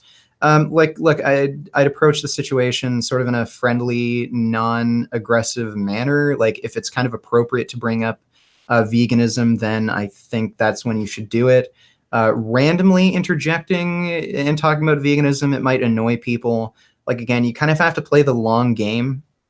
So say if your brother or your dad or something wants to lose weight, you should mention, okay, well, this plant-based diet thing, it's really good. It's helpful for weight loss. Or if they have any health issues, like, bring it up then. I don't know, maybe if you're out to, like, maybe if there's a discussion about animal welfare, like, oh my God, I can't believe this crazy nut job killed a dog, then bring it up then. I'd say that's probably the best way to approach it, and try to be as non-hostile as possible. You don't want to, like, make enemies of friends and family. So that would be my advice. But thanks for the donation, Amaya. Jordan Reed donated £5. He asks, hey man, would love to see you debate with Christopher Walker, or a decent video of what you think about his nutritional knowledge. I'll definitely check out his channel, since a few people are asking, and he seems to have a pretty decent following. So I will check that out. And thanks for the donation, Jordan. Drunk Avocado donated £1.99. He says hello. Hello, Drunk Avocado. And thanks for the donation. Skype Pandis donated $5. He asks, debate with Combat Wombat. I'd debate him. I'm not going to make a video response to him, but I'd be interested in an actual debate. So I'll see if I can message him on Twitter. Like, his fucking video is just stupid. He just picked out weird old videos of mine and didn't actually make a point. So yeah, I debate Combat Wombat. But thanks for the donation. Daniel Perkins donated $2. He asks, thoughts on glyphosate. I think at this point it's pretty clear that glyphosate, the pesticide, causes birth defects and cancer in humans if exposed at significant enough quantities. So I think it's terrible, and I'm glad that Monsanto is finally getting sued and the lawsuits are successful. So this opens up the door massively for more lawsuits. So that's my thoughts on glyphosate. Another scary thing about glyphosate is it's getting into vaccines, and one of the reasons there are adverse reactions to vaccines might possibly also be due to glyphosate. So thanks for the donation, Daniel. Joe Furness donated £1. He doesn't have anything to say, but I appreciate the donation anyway. Michael Sunda donated $1.99. He asks, what's your view on Jay Kordich, the Juice Man? I don't know who Jay Kordich is. I'll look him up again if he has anything that's interesting enough to... Okay, this guy looks fucking weird. Yeah, maybe I'll make a video on him if he has any new content that's getting any views. Doesn't look like it, but he looks weird. So I don't know who that guy is. Looks like he's really into juicing, but I'll check him out. And thanks for the donation, Michael. Rich donated $5. He says, went vegan a year ago. Your channel played a huge part in that. Thank you for being blunt. Thanks, Rich. I know some people really hate my blunt, sort of confrontational attitude, but works to get some people vegan. So I'm glad I helped you. And thanks for the donation. And Paka Oshik donated $8.99 PLN. I don't know what currency that is, but he says hello. Hello, Paka, and thanks for the donation. So that's it for the Super Chats. Thanks for checking out the stream, guys. Hope Anisa wasn't too offended by what I did, but I just literally tried to debate and have a conversation. But yeah, hope you guys found the stream interesting. Maybe you learned something, and big thanks to everyone who donated in the Super Chats. And as always, keep making those vegan gains.